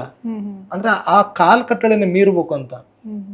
ಅಂದ್ರೆ ಹೆಣ್ಣು ಮಗಳು ಉದ್ಯೋಗವನ್ನು ಮಾಡಬಾರ್ದು, ವಾಸ್ತವದಲ್ಲಿ ವಾಸ್ತು ಅವಳು ಹೆಂಗೆ ಬದುಕ್ಬೇಕು, ಭೂತದಲ್ಲಿರ್ತಕ್ಕಂಥ ಏನಿದ್ವಲ್ಲ ಸಂಪ್ರದಾಯ ಆಲೋಚನೆ ಕ್ರಮಗಳು ಹಂಗೆ ಬದುಕ್ಬೇಕು. ಯಾಕೆ ಹೆಣ್ಣು ಮಗಳು ಉದ್ಯೋಗ ಮಾಡಬಾರ್ದು, ಯಾಕೆ ಅವಳು ಸಬಲರಾಗಬಾರ್ದು, ಸ್ವತಂತ್ರಕ್ಕೆ ಬದುಕಬಾರ್ದು? ಸೊ ಆ ಹಿನ್ನೆಲೆಯಲ್ಲಿ ಅದನ್ನ ಮೀರ್ಬೇಕಾದವ್ರು ನಾವು ಅನ್ನೋದನ್ನ. ನೀವು ಕೂಡ ಗ್ರಾಮೀಣ ಭಾಗದಿಂದ ಬಂದ ಹಿನ್ನೆಲೆ ಉಳ್ಳಂತವರು. ಆ ಭಾಗದಲ್ಲಿ ಹೆಚ್ಚು ಈ ತರದ ಒಂದು ಸಮಸ್ಯೆಗಳಿರ್ಬೋದು, ಹೋರಾಟಗಳು ಅದು ಕಂಡು ಬರ್ತವೆ. ಆ ಮನಸ್ಥಿತಿಗಳು, ಆ ಬಳುವಳಿಗಳು ಯಾಕೆ ಇನ್ನೂ ಜೀವಂತವಾಗಿದೆ ಅಂತ ನಿಮ್ಗೆ ಅನ್ಸುತ್ತೆ? ಮೇಡಮ್, ನಮಗೆ ಈಗ ಮತ್ತೆ ಎಲ್ಲಾ ಕಾಲಕ್ಕೂ ಯಾಕೆ ಅಂಬೇಡ್ಕರ್ ಅವ್ರು ಪ್ರಸ್ತುತ ಆಗ್ತಾರಂದ್ರೆ ಅವ್ರು ಹೇಳಿರೋ ಎಲ್ಲಾ ವಿಚಾರಗಳು ಕಾಲಾತೀತ. ನಾವು ಕಲ್ಟಿವೇಶನ್ ಆಫ್ ಮೈಂಡ್ ಅಂತ ಭಾಳ ಚಂದ ಹೇಳ್ತೀವಿ ಬಾಬಾ ಸಾಹೇಬ್ರ ಮಾತನ್ನ. ಆದ್ರೆ ನಮ್ಮ ಮನಸ್ಸುಗಳು ಎಷ್ಟು ಜನ ಪರಿವರ್ತನೆ ಆಗಿದಾವ. ಸಂವಿಧಾನ ಬಂದು 76ನೇ ವರ್ಷವನ್ನ ನಾವು ಇವತ್ತು ನೋಡ್ತಾ ಇದೀವಿ. ಆದ್ರೂ ಕೂಡ ಬಾಬಾ ಸಾಹೇಬ್ರು ಹಾಕಿಕೊಟ್ಟಂತ ಸಂವಿಧಾನದ ಆಶಯಗಳೇನಿದ್ವಲ್ಲ ಅವ ಇವತ್ತಿಗೂ ಏನು ಪರಿಪೂರ್ಣವಾಗಿದಾವ? ಬಾಬಾ ಸಾಹೇಬ್ ಅವಾಗ್ಲೇ ಹೇಳಿದ್ರಲ್ಲ, ಈ ಹಳ್ಳಿಗಳನ್ನುವುದು ಜಾತಿಯ ಅಸ್ಪೃಶ್ಯತೆಯ ಕೂಪಗಳು ಅಂತ ಬಾಬಾ ಸಾಹೇಬ್ರು ಹೇಳಿದ್ರು. ಹೆಚ್ಚು ಅಲ್ಲೇ ಇರೋದಂತ. ಅಲ್ಲಿ ಯಾಕೆ ಅದಕ್ಕೆಲ್ಲ ದಾರಿ ಆಗ್ತಾವಂತಂದ್ರೆ ಹೆಚ್ಚು ಶೋಷಣೆಗೊಳಗಾಗುವ 2 ವರ್ಗಗಳು, ಒಂದು ದಲಿತ, ಒಂದು ಮಹಿಳೆ ಅಂತ. ನೀವು ಹಳ್ಳಿ ಒಳಗಡೆ ಗಮನಿಸ್ರಿ. ಯಾಕೆ ದಲಿತರೇ ಅಲ್ಲಿ ಅನ್ಯಾಯಕ್ಕೊಳಗಾಗ್ತಾರೆ, ಶೋಷಣೆಗೊಳಗಾಗ್ತಾರೆ ಅಂತಂದ್ರೆ, ಒಂದು ಮೇಲ್ಜಾತಿ ಮೇಲ್ವರ್ಗಗಳಿಗೆ ನಾನು ಶ್ರೇಷ್ಠ, ನನ್ನ ಕುಲ ಶ್ರೇಷ್ಠ ಅಥವಾ ನನ್ನ ಜಾತಿ ಶ್ರೇಷ್ಠ ಅನ್ನುವ ಒಂದು ಈ ಬ್ರಾಹ್ಮಣ್ಯ ಅನ್ನೋದು ಅವರ DNA ಪರಿವರ್ತನೆ ಆಗಿಬಿಟ್ಟದು. ಜಾತಿನೇ ಒಂದು DNA. ಮತ್ತೆ ಕೆಳವರ್ಗಗಳು ಹೌದು ನನಗೆ ಶೋಷಣೆ ಮಾಡ್ತಾ ಇದ್ದಾನೆ, ಅದನ್ನಂತ ನಾನು ಶೋಷಣೆ ಒಳಗೆ ಆಗಬಾರ್ದು ಅನ್ನುವ ಅರಿವಿದ್ದಾಗಲೂ ಕೂಡ ಯಾಕೆ ಅದಕ್ಕೆ ದಾರಿ ಆಗ್ತಾ ಇದೆ ಅಂತಂದ್ರೆ, ಅವ್ರುಗಳಿಗೆ ಸ್ವಂತ ದುಡಿಮೆಯ ಮೂಲವಾಗಿ ಯಾವುದೇ ರೀತಿಯ ಸಂಪನ್ಮೂಲಗಳಿಲ್ಲ. ನೀವು ಬಹುತೇಕ ಹಳ್ಳಿಗಳು ದಲಿತರು ವಾಸ ಮಾಡುವಂಥವ್ರು ಭೂಮಿಯನ್ನು ಒಂದ್ಸರಿ ನೀವು ಸರ್ವೆ ಮಾಡ್ರಿ, ಎಷ್ಟು ಜನ ದಲಿತರಿಗೆ ಭೂಮಿ ಅದ. ಇವತ್ತು ಅವ್ರು ಡಿಪೆಂಡ್ ಅಪಾನ್ ಆಗಿರೋದು ಯಾರ ಮೇಲೆ ಅಂದ್ರೆ, ಮೇಲ್ಜಾತಿಯ ಒಬ್ಬ ಜಮೀನ್ದಾರನ ಹೊಲದಲ್ಲಿ ಹೋಗಿ ದುಡಿಮೆ ಮಾಡದೇ ಇದ್ರೆ ಅವನು ಒಂದಿಂದು ಊಟ ಇಲ್ಲ, ಅಥವಾ ಮೇಲ್ಜಾತಿ ಇನ್ನೊಬ್ಬರ ಮನೆಯಲ್ಲಿ ಅವಳು ಕೂಲಿ ಮಾಡಲಿಲ್ಲ ಅಂದ್ರೆ ಅವಳಿಗೆ ಊಟ ಇಲ್ಲ. ನೀವು ಆ ಕೂಲಿ ಮಾಡದೇನೆ ಮಕ್ಕಳ ಮಗನೆಲ್ಲ ಸಾಕಕ್ಕೆ ಸಾಧ್ಯ ಇಲ್ಲಲ್ಲ. ಇವು ಮಹಿಳೆಯೂ ಕೂಡ ಹಾಗೇನೆ. ಮನೆ ಒಬ್ಬ ಗಂಡನೋ ಒಬ್ಬ ಪುರುಷನನ್ನೋ ಅವ್ನು ಕೇಳದೇನೆ ಅವಳಿಗೆ ಯಾವುದೇ ರೀತಿಯ ಸ್ವತಂತ್ರನೇ ಇರಲಿಲ್ಲ. ಸೊ ಆ ಸ್ವಾತಂತ್ರ್ಯ ಇಲ್ಲಾರ್ದ ಕಾರಣಕ್ಕಾಗಿ ಇವತ್ತಿಗೂ ಕೂಡ ಹಳ್ಳಿ ಒಳಗಡೆ ಏನಾಗ್ಯದ ಆ ಒಂದು ಶೋಷಣೆಗೆ ದಾರಿ ಆಗಿರುವಂಥದ್ದು. ಇದನ್ನು Baba Saheb States and minority ಒಳಗಡೆ ಸಂಪತ್ತು ಹಂಚಿಕೆ ಬಗ್ಗೆ ಅವಾಗೇ ಮಾತಾಡಿದ್ರು. ಅದನ್ನ ಆಮೇಲೆ ಉಳುವನೆ ಭೂಮಿ ಉಳಿ ಅಂತ ಬೇರೆ ಸ್ವರೂಪದಲ್ಲಿ ದೇವರಾಜ ಅರಸೋರ್ ಇದ್ದಾಗ, ಇಂದಿರಾ ಗಾಂಧಿ ಇದ್ದಾಗ ಬೇರೆ ಸ್ವರೂಪ ಬಂತು. ಆದರೆ ಅದೆಷ್ಟು ಮಟ್ಟಿಗೆ ಸಕ್ಸಸ್ ಆಯಿತು, ನಾನು ಅದನ್ನ ಪರಿಪೂರ್ಣ ಇದು ಮಾಡಕ್ ಹೋಗಲ್ಲ. ಅವಾಗ ಒಂದು ದೊಡ್ಡ ಚಳವಳಿ ಆಯಿತು. ಮತ್ತು ಅದೊಂದು ರೀತಿಯಲ್ಲಿ ಭೂಮಿ ಇರದೇ ಇರುವಂತ ಒಂದಿಷ್ಟು ದಲಿತರಿಗೆ ಒಂದಿಷ್ಟು ಭೂಮಿ ದಕ್ಕಿತು. ಸೊ ಆ ಕಾಲಘಟ್ಟದಲ್ಲಿ ಚಳವಳಿ ಹುಟ್ಕೊಳ್ತು, ಅದೆಲ್ಲ ನಡೀತಾ ಮುಂದೆ ಸಾಗ್ತಾ ಇದ್ದಾಗ ಬರವಣಿಗೆ ಮಾಡುವಂತಹ ಲೇಖಕನಿಗೆ ಸಾಮಾಜಿಕ ಜವಾಬ್ದಾರಿ ಸಾಹಿತ್ಯದ ಮೂಲಕ ಕಟ್ಕೊಡ್ಬೇಕು ಅಂದ್ರೆ ಏನೆಲ್ಲ ಇರುತ್ತೆ ಅನ್ನೋದು? ಇಲ್ಲ, ನಮಗೆ ಸಾಹಿತ್ಯಿಕವಾಗಿ ಕಟ್ಕೊಡ್ಬೇಕಾದಂತ ಕೆಲಸ ಅಂದ್ರೆ ಸಾಹಿತ್ಯ ಯಾವಾಗ್ಲೂ ಕೂಡ ಶೋಷಣೆಗೊಳಗಾದಂತ ಅಥವಾ ಅವಗಣನೆಗೊಳಗಾದಂತ, ತುಳಿತಕ್ಕೊಳಪಟ್ಟಂತ ಅವರ ಧ್ವನಿಯಾಗಿ ಬರ್ಬೇಕು. ಅದು ನಾನು ಆಗ್ಲೇ ಹೇಳಿದ್ನಲ್ಲ, ಕಾವ್ಯ ಜನರ ನೋವಿಗೆ ನುಡಿಯುವ ಪ್ರಾಣ ಮಿತ್ರ ಆಗ್ಬೇಕಂತೇಳಿ. ಅಂದ್ರೆ ಜನರು ಯಾರು ಶೋಷಣೆಗೊಳಗಾಗ್ತಾರೆ, ಒಬ್ಬ ಹೆಣ್ಣು ಅಬಲೆ ಶೋಷಣೆಗೊಳಗಾಗ್ತಂದ್ರೆ ಅದ್ರ ಪರವಾಗಿ ಒಂದು ಸಾಹಿತ್ಯ ಬರಬೇಕು. ಅಂದ್ರೆ ಆ ಸಾಹಿತ್ಯದ ಮೂಲಕ ಪರಿಹಾರವನ್ನು ಕಂಡುಕೊಳ್ಳುವ ಒಂದು ದಾರಿಗಳಿದಾವೆ. ಸಾಹಿತ್ಯ ಎಲ್ಲ ಸಮಸ್ಯೆಗಳಿಗೂ ಪರಿಹಾರವನ್ನು ದಕ್ಷಿಸಿಕೊಡುವಂತ ಒಂದು ರೀತಿಯ ಮಾಧ್ಯಮವಾಗಿ ಇರುವಂಥದ್ದು. ಅದು ಬೇರೆ ಬೇರೆ ಸ್ವರೂಪಗಳಿರ್ಬೋದು. ಆದರೆ ಸಾಮಾಜಿಕ ಸಮಸ್ಯೆಗಳೇನದಲ್ಲ, ನಾವೇನು ಮಾತಾಡ್ತಾ ಇದ್ವಲ್ಲ, ಈ ಜಾತಿ ಅಸ್ಪೃಶ್ಯತೆ, ಲಿಂಗ ತಾರತಮ್ಯ, ಇವೆಲ್ಲ ಇದಾವಲ್ಲ, ಆಮೇಲೆ ಕೋಮುವಾದ, ಇವೆಲ್ಲವನ್ನು ಕೂಡ ಸಾಹಿತ್ಯ ಪ್ರತಿನಿಧಿಸ್ತದೆ. ಅಂದ್ರೆ ಈ ಸಮಾಜದ ಒಂದು ಕನ್ನಡಿ ಸಾಹಿತ್ಯ ಯಾವಾಗ್ಲೂ ಅಲ್ಲಿ ರಿಫ್ಲೆಕ್ಟ್ ಇರ್ತದೆ. ಅಂದ್ರೆ ಯಾವುದು ಇಲ್ಲಿ ಶೋಷಣೆ ಇರ್ತಾವ ಅದಕ್ಕೆ ಪರಿಹಾರವನ್ನು ಹೇಳ್ತದ, ಮತ್ತೆ ನಮ್ಮ ಚರಿತ್ರೆ ಪ್ರಜ್ಞೆನ ನೆನಪು ಮಾಡಿ ಕೊಡ್ತದೆ. ಇದಲ್ಲಪ್ಪ ನಮ್ಮ ಸಂಸ್ಕೃತಿ ಸಂಪ್ರದಾಯ, ನಾವು ಬೆಳೆದು ಬಂದ ಪರಂಪರೆ ಇದಲ್ಲ. ಪರಂಪರೆಯ ಅರಿವನ್ನ ಹೇಳ್ತಾನೆ ಸಮಾಜದ ಪರಿವರ್ತನೆಗೆ ಸಾಹಿತ್ಯ ದಾರಿ ಮಾಡಿಕೊಡ್ತದೆ. ಆ ಹಿನ್ನೆಲೆಯಲ್ಲಿ ನಮ್ಗೆ ಸಾಹಿತ್ಯ ಅನ್ನೋದು ಒಂದು ರಿಫ್ಲೆಕ್ಟ್ ರೀತಿನೇ, ಅದು ಬರೋದ ಮೂಲಕ ಸಾಧ್ಯ. ಇದನ್ನ ನೀವು ಕುವೆಂಪು ಅವ್ರನ್ನ ನೋಡ್ರಿ. ಕುವೆಂಪು ಅವರು ನಾವೀಗ ಬರೆದಂತ ರಾಮಾಯಣದ ಹಿನ್ನೆಲೆ ಎಷ್ಟು ಚರ್ಚೆ ಆದಲ್ಲೂ ಕೂಡ ಶ್ರೀರಾಮಾಯಣ ದರ್ಶನ ಮೂಲಕ ಮುರಿದು ಕೊಟ್ಟ ಪ್ರಕ್ರಿಯೆಯನ್ನು ಕೊಟ್ರಲ್ಲ, ಅದಲ್ಲ ರಾಮಾಯಣ ಇದು ಅಂತ. ಶೂದ್ರ ತಪಸ್ವಿ ಆಗಿರ್ಬೋದು. ಆಮೇಲೆ MM ಕಲಬುರ್ಗಿ ಅವ್ರು ಕೆಟ್ಟಿತ್ತು ಕಲ್ಯಾಣ, ಇವತ್ತಿನ ಕಲ್ಯಾಣ, ಅವ್ರು ಹೇಳಿದ ಕಲ್ಯಾಣ, ಕೆಟ್ಟಿತ್ತು ಕಲ್ಯಾಣ ಅನ್ನೋದಲ್ಲ. ಅಂದ್ರೆ ಸಾಹಿತ್ಯ ಆ ಥರದ ಒಂದು ಪ್ರಜ್ಞೆಯನ್ನು ಮೂಡಿಸ್ತದೆ ಅನ್ನುವಂಥದ್ದು. ಲಂಕೇಶ್ವರ ಆದಿಯಾಗಿ ದೇವನೂರು ಮಹದೇವ್ ಸರ್ ಸಾಹಿತ್ಯ ರಿಫ್ಲೆಕ್ಟ್ ಏನ್ ಮಾಡ್ತೀನಿ ಕುಸುಮ ಬಾಲೆ ಒಳಗಡೆ ಸಂಬಂಧಿ ಅನ್ನೋದು ದೊಡ್ಡದು ಕಣ. ಇವತ್ತು ನಾವೆಲ್ಲ ಮಾತಾಡ್ತೀವಿ ಸಂವಿಧಾನ ಅಂತ ಮಾತಾಡ್ತಿದ್ವಿ, ಮತ್ತೊಂದಂತ ಮಾತಾಡ್ತಾ ಇದೀವಿ. ಅಂದ್ರೆ ಸಂವಿಧಾನದ ಆಶಯ ಇವತ್ತು ದೇವನೂರು ಸರ್ ಮಾತಾಡಿದ್ದು. ಸಂಬಂಧಿ ಅನ್ನೋದು ದೊಡ್ಡದು ಕಣ ಅಂತಂದ್ರೆ ಎಲ್ಲಾ ಸಂಬಂಧಗಳಂತ ಮೀರಿದ ಮನುಷ್ಯ ಸಂಬಂಧ ಅದೇ ದೊಡ್ಡದು. ಕುಸುಮ ಅನ್ನೋದು ಎರಡು ಕಡೆನೂ ಒಂದ್ ಕಡೆ ಅಷ್ಟೇ ಬರ್ತದೆ. ಈ ಕಾದಂಬರಿ ಒಳಗಡೆ ಕುಸುಮ ಅನ್ನೋದು ಎರಡು ಕಡೆ ಬರ್ತದೆ ಅಷ್ಟೇನೆ. ಒಬ್ಬೊಬ್ಬ ಕುಸುಮ ಅನ್ನೋಳು ಜಾತಿ ಪ್ರಜ್ಞೆಯ ಮೀರಿ ಓದ್ ಕಾರಣಕ್ಕಾಗಿ ಇಲ್ಲಿ ಕೊಲೆ ಆಗ್ತದಲ್ಲ ಅವನು ಚೆನ್ನಂದು. ಅದ್ರ ಕುರುಗಳನ್ನ ಅಳಿಸ್ತಾರಲ್ಲ ಸುಣ್ಣ ಬಿಡದ ಮತ್ತೊಂದು, ಆ ಕುರುಗಳನ್ನು ಹುಡುಕೋ ಹಿನ್ನೆಲೆಯಲ್ಲಿ ನಮಗೆ ಸಾಹಿತ್ಯ ಕೆಲಸ ಮಾಡುವಂಥದ್ದು. ಆ ಕುರುಗಳನ್ನು ಹುಡುಕ್ಬೇಕಾಗ್ಯದ ನಾವು, ಎಲ್ಲಿ ತಪ್ಪುಗಳಾಗಿದಾವ, ಎಲ್ಲಿ ಸರಿ ಅಂದ್ರೆ ಅವೆಲ್ಲ ಸರಿ ತಪ್ಪುಗಳನ್ನು ದೂಗಿಸೋ ಕೆಲಸನೇ ಸಾಹಿತ್ಯದ ಕೆಲಸ. ನೀವು ಮುಂದುವರೆದಾಗಿ ಅದನ್ನೇ ನಾವು ಸಂಬಂಧ ಅನ್ನೋದು ದೊಡ್ಡದು ಅನ್ನೋದನ್ನ ಸುಮ್ಮನೆ ಒಂದ್ ಸ್ವಲ್ಪ ಎಕ್ಸ್ಟೆಂಡ್ ಮಾಡೋದಾದ್ರೆ, ನಾವ್ ಇವತ್ತೆಲ್ಲಾನು ಸಂವಿಧಾನ ಅಂತ ಮಾತಾಡ್ತಾ ಇದ್ವಿ. ಹೌದು, ಭಾರತಕ್ಕೆ ಸಂವಿಧಾನವೇ ಇಲ್ಲದೆ ಇದ್ರೆ, ಅದು ಬಾಬಾ ಸಾಹೇಬ್ ಇಲ್ಲದೆ ಇದ್ರೆ ಭಾರತಕ್ಕೆ ಭವಿಷ್ಯನೇ ಇಲ್ಲ. ಅದನ್ನ ನಾವ್ ಯಾರು ಕೂಡ ಹಲ್ಲಗಳಿಯಂಗಿಲ್ಲ. ಅದ್ರೊಳಗಡೆನೆ ಐತಲ್ಲ, V the people of India ಅಂತಾನೆ ಪ್ರಿಯಂಬಲ್ ಕೂಡ ಬಾಬಾ ಸಾಹೇಬ್ರು ಕೊಟ್ಟಿದ್ದಾರೆ. ಆ ಕಾನ್ಸ್ಟಿಟ್ಯೂಷನ್ ಒಳಗಡೆ ಯಾವಾಗಾದ್ರೂ ಕೂಡ ಬಾಬಾ ಸಾಹೇಬ್ರು ಇಲ್ಲ we are the Dalits, we are the Muslims ಅಂತ ಕೊಟ್ಟಿದ್ರೆ ಅಥವಾ ಬರೆದಿದ್ರೆ ಹೆಂಗಾಗಿರೋದು? ಸೊ ಆ ಪ್ರಿಯಂಬಲಿನ ಅಥವಾ ಬಾಬಾ ಸಾಹೇಬ್ರ ಆ ಸಂವಿಧಾನದ ತತ್ವಗಳಿದಾವಲ್ಲ ಅವುಗಳನ್ನ ಉಳಿಸೋ ಹಿನ್ನೆಲೆಯಲ್ಲೇ ಬರವಣಿಗೆಗಳು ಬರ್ತಾ ಇರೋದು. ಮತ್ತು ಅದರ ಅಡಿಯಲ್ಲೇ ಇರ್ತಕ್ಕಂಥವು. ಅದು ನಮ್ಮ ಕೆಲಸ ಆಗಬೇಕು. ಅದನ್ನೇ ಸಾಹಿತ್ಯದ ಒಂದು ಜವಾಬ್ದಾರಿತ ಕೆಲಸ ಅಂತ ನನ್ನ ಒಂದು ತಿಳುವಳಿಕೆ. ನಿಮ್ಮ ಕೃತಿಯಲ್ಲಿ ಈಗ ಆತ್ಮಕಥನ ಮತ್ತೆ ವರ್ತಮಾನದ ತಲ್ಲಣಗಳಿಗೂ ಒಂದಷ್ಟು ಸ್ಪೇಸ್ ಇದೆ. ಆಮೇಲೆ ನೀವು ಮಾಡಿರುವಂತಹ ಸಂಶೋಧನಾ ಥೀಸಿಸ್ ಸಬ್ಜೆಕ್ಟ್ ಕೂಡ ದಲಿತ ಅನುಭವ ಕಥನಗಳು ಚಳುವಳಿ ಅಂತ ಹೇಳಿ. ಸೊ ಅದನ್ನ ಅಕ್ಷರ ರೂಪಕ್ಕೆ ಇಳಿಸುವಾಗ ಹೇಗಿತ್ತು ನಿಮ್ಮ ಮನಸ್ಥಿತಿ ಆಗಿರ್ಬೋದು, ಆ ಒಂದು ಸ್ಥಿತಿಗತಿ ಹೇಗೆ ತಯಾರಿ ಮಾಡ್ಕೊಳ್ತಿದ್ರಿ? ಇಲ್ಲ, ನಂದು ಏನಾಗಿತ್ತು ಅಂದ್ರೆ ಮೇಡಮ್, ಇದು ಫೀಲ್ಡ್ ವರ್ಕ್ ಬೇಸ್ಡ್ ಇತ್ತು ಬರವಣಿಗೆ. ಅಂದ್ರೆ ದಲಿತ ಚಳುವಳಿ ಒಳಗಡೆ ಯಾರು ಹೋರಾಟ ಮಾಡಿದ್ರಲ್ಲ ಹೋರಾಟಗಾರರು, ಅವ್ರನ್ನ ಸಂದರ್ಶನ ಮಾಡಿ ಅದನ್ನ ನಾನು ಅಕ್ಷರ ರೂಪಕ್ಕೆ ತಂದು ಅವ್ರ ಆತ್ಮಕಥನ ಇಟ್ಕೊಂಡು ನಾನು ಬರೆದತಕ್ಕಂಥ ಥೀಸಸ್ ಅದು. ನನಗೆ ಆ ಟೈಮಲ್ಲಿ ಅವ್ರು ಹೇಳ್ತಾ ಇರ್ಬೇಕಂತ ಘಟನೆಗಳಿದ್ವಲ್ಲ, ಒಂಥರ ಮೈ ಜುಮ್ ಅನಿಸ್ತಾ ಇದ್ವು. ಅಂದ್ರೆ ನಿಂಬರ್ಗ ಅಂತ ನಮ್ಮ ಗುಲ್ಬರ್ಗ ಭಾಗದಾಗ ಬರ್ತದ. ಆ ನಿಂಬರ್ಗದ ಒಳಗಡೆ ದಲಿತರು ಅಂಬೇಡ್ಕರ್ ಜಯಂತಿಗೆ ಮೆರವಣಿಗೆ ಓದ್ತಿರ್ಬೇಕಾದ್ರೆ ಈ ಮೇಲ್ಜಾತಿಯ ಜಾತಿ ಪ್ರಜ್ಞೆ ಉಳ್ಳವರು ಮ್ಯಾಲಿಂದ ಕಲ್ಲೆತ್ತಿ ಹಾಕ್ತಾರೆ. ಅಂದ್ರೆ ನೀವು ಅಂಬೇಡ್ಕರ್ ಅವ್ರ ಜಯಂತಿ ಹೆಂಗ ಆಚರಣೆ ಮಾಡ್ತೀರಿ ನೋಡೋಣ ಅಂತ ಅನ್ನೋದಾಗ್ಲಿ. ಆಮೇಲೆ ನಮ್ಮಲ್ಲಿ ಚಿಂಚನ್ಸೂರ್ ಅಂತ ಬರ್ತದ, ಅಲ್ಲಿ ಮಹಿಳೆಯರ ಬೆತ್ತಲೆ ಮೆರವಣಿಗೆ ಆಗಿರ್ಬೋದು. ಆಮೇಲೆ ಇಲ್ಲಿ ಶಿವಮೊಗ್ಗದ ಚಂದ್ರಗುತ್ತಿನೂ ಬರ್ತದ. ಇಂಥ ಘಟನೆಗಳು ಹೇಳೋ ಟೈಮಲ್ಲಿ ಇವರು ಅದನ್ನ ತಡೆಯಕ್ಕೆ ಹೋದಂಥ ಸಂದರ್ಭದಲ್ಲಿ ಅಥವಾ ಪ್ರತಿರೋಧ ತೋರಕ್ಕೆ ಹೋದಂಥ ಸಂದರ್ಭದಲ್ಲಿ ಯಾರು ಶೋಷಣೆಗೊಳಗಾಗ್ತಾರೆ, ಇದು ನಮ್ಮ ವಿರುದ್ಧ ಅಂತ ಗೊತ್ತಿರ್ತದ, ಆ ಜನಸಮುದಾಯಗಳೇ ಇವ್ರ ವಿರುದ್ಧ ಬರೋದಾದಲ್ಲ. ಆದ್ರೆ ಅದನ್ನ ಆ ಥರದ ವಿಚಾರಗಳನ್ನ ನಾನು ದಾಖಲೆ ಮಾಡೋ ಟೈಮಲ್ಲಿ ಇಷ್ಟೆಲ್ಲ ಸ್ಟ್ರಗಲ್ ಮಾಡಿದ್ರಲ್ಲಪ್ಪ ಇದೇನು ಅಂದ್ರೆ, ಆ ಥರ ಯಾರು ಮುನ್ನೆಲೆಗೆ ನಿಂತು ಒಂದು ಚಳುವಳಿ ಕಟ್ತಕ್ಕಂಥ ಹೋರಾಟಗಾರರ ಪರಿಚಯ ಆಗಲಿ, ಅವರ ಪಟ್ಟ ಸಂಕಟಗಳಾಗ್ಲಿ ಹೆಚ್ಚು ದಾಖಲೆಗಳಾಗ್ಲಿಲ್ಲ. ನಂಬಲ್ಲೇನೆ DS ನಿಂಬರ್ಗ, ನಾ ಮತ್ತೆ ನಿಂಬರ್ಗಕ್ಕೆ ಬರ್ತೀನಿ. ಅಲ್ಲೊಬ್ರು ನನಗೆ ಈ ಹೋರಾಟಗಾರರು ಹೇಳುವಂಥ ಸಂದರ್ಭದಲ್ಲಿ DG ಸಾಗರ್ ಸರ್ ಅವ್ರಂತಾರೆ ಮತ್ತೊಬ್ರು ಅಂತಾರೆ, ನಾನು ಇಂಟರ್ವ್ಯೂ ಮಾಡೋ ಸಂದರ್ಭದಲ್ಲಿ ಅಲ್ಲಿ ಒಂದು ಮಾತು ಹೇಳ್ತಾರೆ ಅವರು. ಆ ನಿಂಬರ್ಗಡ ಒಂದು ವ್ಯಕ್ತಿ ಇದ್ದಂತ, ಅವನು ಎಷ್ಟರ ಮಟ್ಟಿಗೆ ಅಂತಂದ್ರೆ ದಲಿತ ಚಳುವಳಿಗೆ ಸಂಬಂಧಪಟ್ಟ ಯಾವುದಾದ್ರೂ ಒಂದು ಶಿಬಿರ ನಡೆದ್ರೆ ತನ್ನ ಮನೆ ಮಟ್ಟಿ ಎಲ್ಲ ಬಿಟ್ಟು ಆ ಬಂದಿರ್ತಕ್ಕಂಥ ಕಾರ್ಯಕರ್ತರಿಗೆ ಅವ್ರಿಗೆಲ್ಲ ಊಟ ಹಾಕೋದು, ಮತ್ತೊಂದು ಮಗದೊಂದು ಹಂಗೆಲ್ಲ ಮಾಡಿ ಮನೆ ಸಂಸಾರ ನೋಡೋಕ್ಕಾಗದೇನೆ ಅವ್ರ ಮನೆ ಒಳಗಡೆ ತಂದಕ್ಕಾಗಲ್ಲ ಅಂತೇಳಿ ಅವ್ರನ್ನೆಲ್ಲ ಫ್ಯಾಮಿಲಿ ಹೊರಗೆ ಆಗ್ತದೆ. ಅಂದ್ರೆ ತನ್ನೆಲ್ಲ ಸ್ಯಾಕ್ರಿಫೈಸಿಂಗ್ ಅಂದ್ರೆ ಕುಟುಂಬ ಸ್ಯಾಕ್ರಿಫೈಸ್ ಮಾಡಿ ಸಮಾಜಕ್ಕಾಗಿ ಬದುಕ್ತಾನೆ. ಕೊನೆದಾಗ ಅವ್ರ ಸಾವು ಎಂತ ದುರಂತಕ್ಕೀಡಾಗ್ತದೆ ಅಂದ್ರೆ ರೈಲ್ವೆ ಟ್ರ್ಯಾಕ್ ಮೇಲೆ ಬಿದ್ದು ಅವ್ರು ಸಾಯ್ತಾರೆ. ಯಾರ ಶಿಬಿರದೊಳಗಡೆ ಪಾಲ್ಗೊಂಡಿದ್ರು, ಯಾರು ಚಳುವಳಿಯಲ್ಲಿದ್ರು ಅವತ್ತಿನ ಕಾಲಘಟ್ಟದಲ್ಲಿ ಯಾರು ಕೂಡ ಅವರ ಹೆಣನು ಕೂಡ ಮುಟ್ಟಕ್ಕೆ ಹೋಗಲ್ಲ. ಅಂದ್ರೆ ಸ್ವಾರ್ಥವನ್ನ ಬಿಟ್ಟು ನಿಸ್ವಾರ್ಥದಿಂದ ಸಮಾಜ ಸೇವೆ ಮಾಡಿದ ಅನೇಕ ಪರ್ಸನಾಲಿಟಿಗಳು, ಅನೇಕ ಚಳುವಳಿಗಾರರು ಇವತ್ತಿಗೂ ನಮ್ಮ ನಡುವಿದ್ದಾರೆ. ಆದರೆ ಅಂಥವ್ರನ್ನ ಪರಿಚಯ ಮಾಡಿಸ್ಬೇಕಾದಂಥ ಜವಾಬ್ದಾರಿ ನಮ್ಮಂಥವ್ರ ಮೇಲಿದೆ. ನಾವ್ಯಾರು ಸಂಶೋಧಕರಂತ ಕರಿತೀವಿ, ಬರಹಗಾರ ಅಂತ ಕರಿತೀವಿ, ಸಾಹಿತಿಗಳಂತ ಕರಿತೀವಲ್ಲ, ಅಂಥವ್ರನ್ನ ಐಡೆಂಟಿಟಿ ಮಾಡುವಂಥ ಕಾಲಘಟ್ಟದಲ್ಲಿದ್ದೀವಿ. ನೀವು ಇವಾಗಲೂ ಕೂಡ ನಮಗೆ 371ನೇ ಕಲಂ ಬಂತು. ಯಾಕೆ ಬಂತದು ಅಂದ್ರೆ, ನಮ್ಮ ಸಾಮಾಜಿಕವಾಗಿ ಹಿಂದುಳಿದಕ್ಕಂಥ ಒಂದು ಪ್ರದೇಶವನ್ನ ಮುಂದುವರೆದ ಪ್ರದೇಶದ ಸರಿಸಮನಾಗಿ ತರಬೇಕಂದ್ರೆ ಅದಕ್ಕೆ ವಿಶೇಷ ಒಂದು ಪ್ರಾತಿನಿಧ್ಯ ಬೇಕು ಅಂತ. ಅದು ಇದ್ದಾಗಲೂ ಕೂಡ ಈಗ ಹಂಗೇನ್ರ ಅಷ್ಟು ವಿಶೇಷ ಪ್ರಾತಿನಿಧ್ಯ ಕೊಟ್ಟಾದ ತರುವಾಯದಲ್ಲೂ ಕೂಡ ನಾವೇನ್ರ ಇಲ್ಲಿ ಬಂದು ನಿಂತಿದ್ವಿ ಇದ್ರ ಸಮಾನವಾಗಿ ಇಲ್ಲ. ಸೊ ಇಂಥ ಅಸಮಾನತೆಗಳನ್ನ ಅಥವಾ ಪ್ರಾದೇಶಿಕ ಅಸಮಾನತೆ ಒಳಗೊಂಡು ಬೇರೆ ಬೇರೆ ಹಿನ್ನೆಲೆಯ ಅಸಮಾನತೆಗಳನ್ನ ನಾನು ಈ ಸಂದರ್ಶನ ಕಂಡುಕೊಂಡಿದ್ದು. ಅದೊಂದು ರೀತಿ ಹೌದಪ್ಪ ಅಂದ್ರೆ ನಾನು ಹೊಸ ಜಗತ್ತು ಪರಿಚಯ ಆದಂಗ, ಇದುವರೆಗೂ ಕಾಣದೇ ಇರೋದು ಅಥವಾ ನಮ್ಗೆಲ್ಲ 70ರ ಕಾಲಘಟ್ಟದ ಮೂವ್ಮೆಂಟ್ ಇದ್ದಂಥ ಪರ್ಸನಾಲಿಟಿಗಳು 21ನೇ ಶತಮಾನಕ್ಕೆ ನಮ್ಗೆ ಪರಿಚಯ ಆದಾಗ, ಈಗಿನ ನಮ್ಮ ಪ್ರಸ್ತುತವಾಗಿದೆ ಜನರೇಷನ್ಗಳಿಗೆ ಕೆಲವೊಬ್ಬರಿಗೆ ಅದು ಅನುಭವ ಇಲ್ಲ.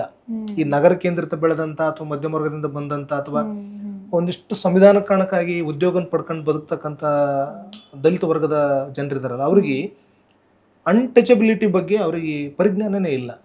ಅದೇ ಸರ್, ಇಂದಿನ ಕಾಲಮಾನಕ್ಕೆ ತಕ್ಕಂತೆ ಇವಾಗ ಏನು ಬದಲಾವಣೆ ಆಧುನಿಕತೆ ಪಡೆದುಕೊಳ್ಳುವಂತಹ ಸಂದರ್ಭದಲ್ಲಿ ಈಗಿನ ತಲೆಮಾರುಗಳು ಬರವಣಿಗೆ ಆಗಿರ್ಬೋದು, ಸಾಹಿತ್ಯದಲ್ಲಿ ತೊಡಗಿಸ್ಕೊಳ್ಳೋದಕ್ಕೆ ಎಷ್ಟೆಲ್ಲ ಸವಾಲುಗಳಿದೆ ಅಂತ ಅನ್ಸುತ್ತೆ ನಿಮಗೆ?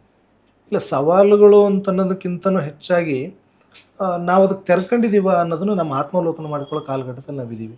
ಈಗ ನಮ್ಮ ಹಿರಿಯರ ಸಂಶೋಧಕರನ್ನ ನಾವೇನಾದ್ರೂ ಗುರುತಿಸೋದಾದ್ರೆ ಎಂ ಕಲಬುರ್ಗಿ ಅಂತವ್ರನ್ನೋ, ಡಿ ಕೋಸಂಬಿ ಅಂತವ್ರನ್ನೋ, ಶಂಭಾ ಜೋಶಿ ಅಂತವ್ರನ್ನೋ, ಈ ಥರದರೆಲ್ಲರೂ ನಾವು ಶಂಕರ್ ಭಟ್ರ ಅಂತವ್ರನ್ನ ಮತ್ತೊಬ್ಬರನ್ನ ಗುರುತಿಸ್ತೀವಿ.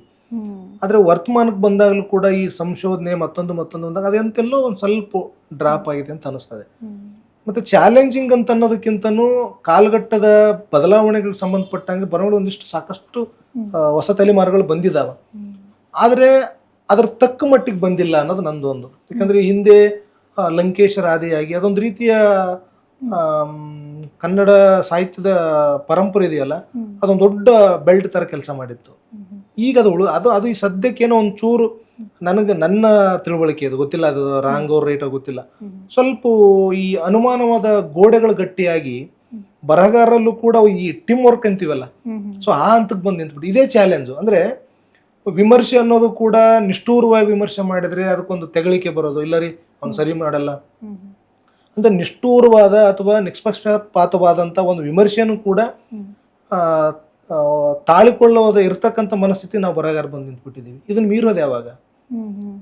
ಇದನ್ನು ಮೀರಿದಾಗ ಮಾತ್ರ ನಿಂದಲಿಕ್ಕೆ ಸಾಧ್ಯ. ಅಂದ್ರೆ ಕೃತಿ ಕೇಂದ್ರಿತವಾಗಿ ಅದು ಏನಿರ್ತದ ಮಾತ್ರ ನಿಷ್ಠೂರವಾಗಿ ಮಾತಾಡೋದು ಕೂಡ ಒಪ್ಪಿಕೊಂಡು ಈ ತರದ ಬರಹಗಳನ್ನ ಶ್ಲಾಘನೆ ಮಾಡಿ ಅವ್ರು ಹೇಳಿದ ರೈಟ್ ಅದು ಅವ್ರ ಬರಹಗಾರ್ದು ಅವ್ರು ಬಿಟ್ಟದ್ದು ಅನ್ನೋ ಹಂತಕ್ಕೆ ಬಂದ್ರೆ ಮಾತ್ರ ಒಂದಿಷ್ಟು ಸಾಧ್ಯ.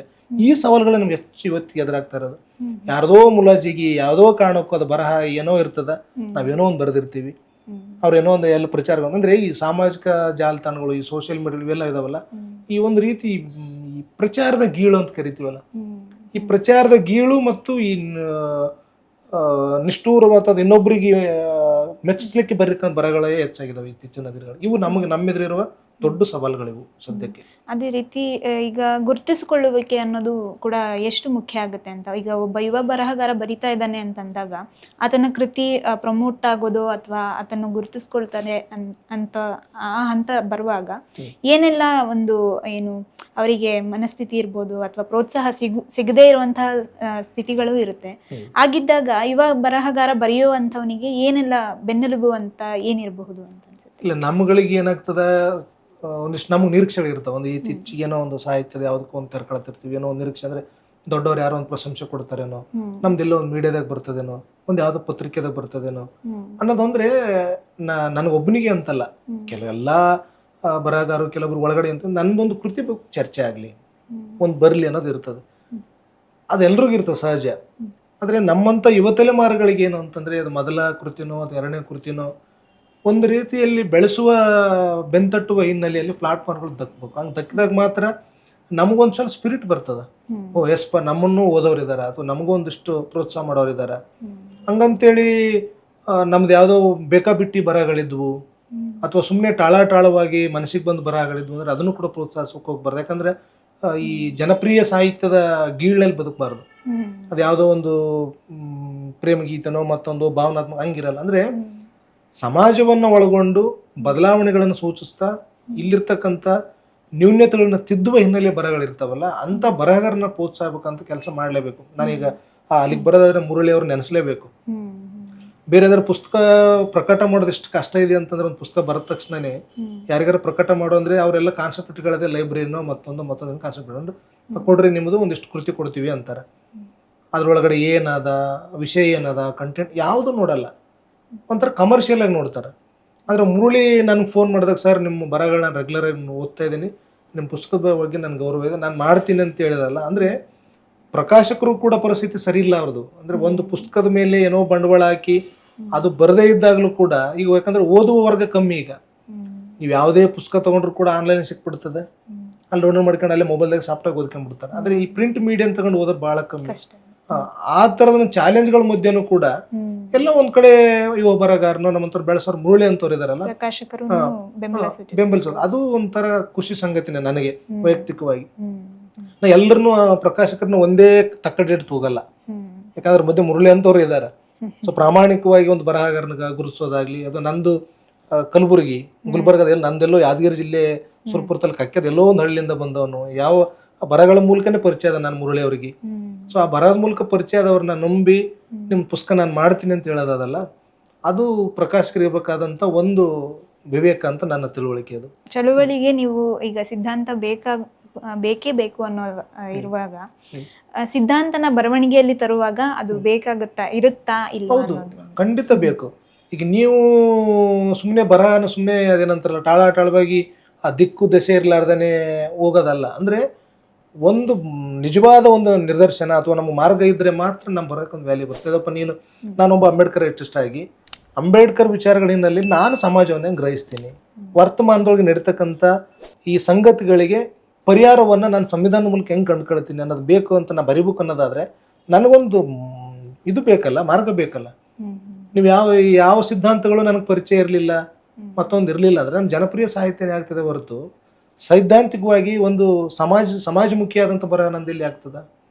ಸೊ ಸಮಾಜಮುಖಿಯಾಗಿ ಬರೀಬೇಕು, ಸಮಾಜದೊಳಗಡೆ ಬದಲಾವಣೆಗಾಗಿ, ಸಮಾಜದಲ್ಲಿರುವ ಅಸಮಾನತೆಗಳು ಸಂಕಟಗಳು ದೂರ ಆಗ್ಬೇಕು, ಅದನ್ನ ದೂರ ಮಾಡ್ಬೇಕು ಬರೋದ ಮೂಲಕ ಅನ್ನೋದಾದ್ರೆ ನನಗೊಂದು ಕ್ಲಾರಿಟಿ ಇರಬೇಕು. ಎಸ್, ನಾನು ಇದನ್ನ ಬರಿತೀನಿ, ಇದು ನನ್ನ ವಿಚಾರಗಳು ಅನ್ನೋದು ಒಂದು ಕ್ಲಾರಿಟಿ ಇಲ್ದೇನೆ ಸುಮ್ಮನೆ ಯಾವುದೋ ಒಂದು ಸುಮ್ಮನೆ ಬರೀತೀನಿ, ಅದು ಪದ್ಯ ಮಾಡ್ತೀನಿ, ಅದೊಂಥರ ಈ ರೊಟ್ಟಿ ಅನ್ನ ಸಾರು ಮತ್ತೆಲ್ಲ ಮಿಕ್ಸ್ ಮಾಡಿ ಹಂಗ ಏನಂತಾರೆ ಆಭಾಸಕ್ಕೊಳಗಾಗ್ತಿಲ್ಲ, ಅಸಹ್ಯ ಅನಿಸ್ತದೆ, ಸರಿಯಾದ ಊಟನೂ ಅನ್ಸಲ್ಲ. ಒಂದು ಕ್ಲಾರಿಟಿ ಇರ್ಬೇಕಪ್ಪ.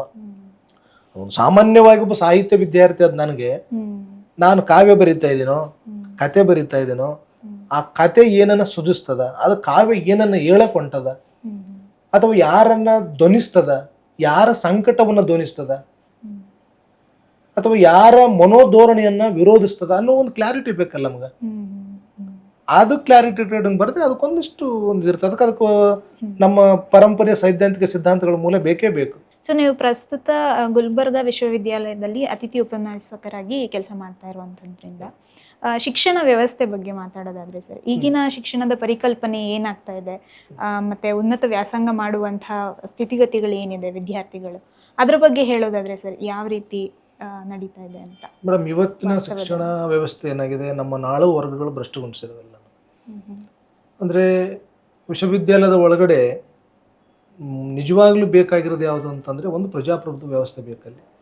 ಅಂದ್ರೆ ಶಿಕ್ಷಕರನ್ನ ನಾವೆಷ್ಟರ ಮಟ್ಟಿಗೆ ಗೌರವದಿಂದ ಕಾಣ್ತೀವಿ, ವಿದ್ಯಾರ್ಥಿಗಳ ಒಂದು ಗುರು ಶಿಷ್ಯ ಪರಂಪರೆ ಅಂತ ಕರಿತೀವಿ ನಾ. ಮತ್ತೆ ಈ ಗುರುಕುಲ ಪರಂಪರೆ ಅಲ್ಲ, ನಾನು ಹೇಳುವ ಗುರು ಶಿಷ್ಯ ಪರಂಪರೆ ಬೇರೆ.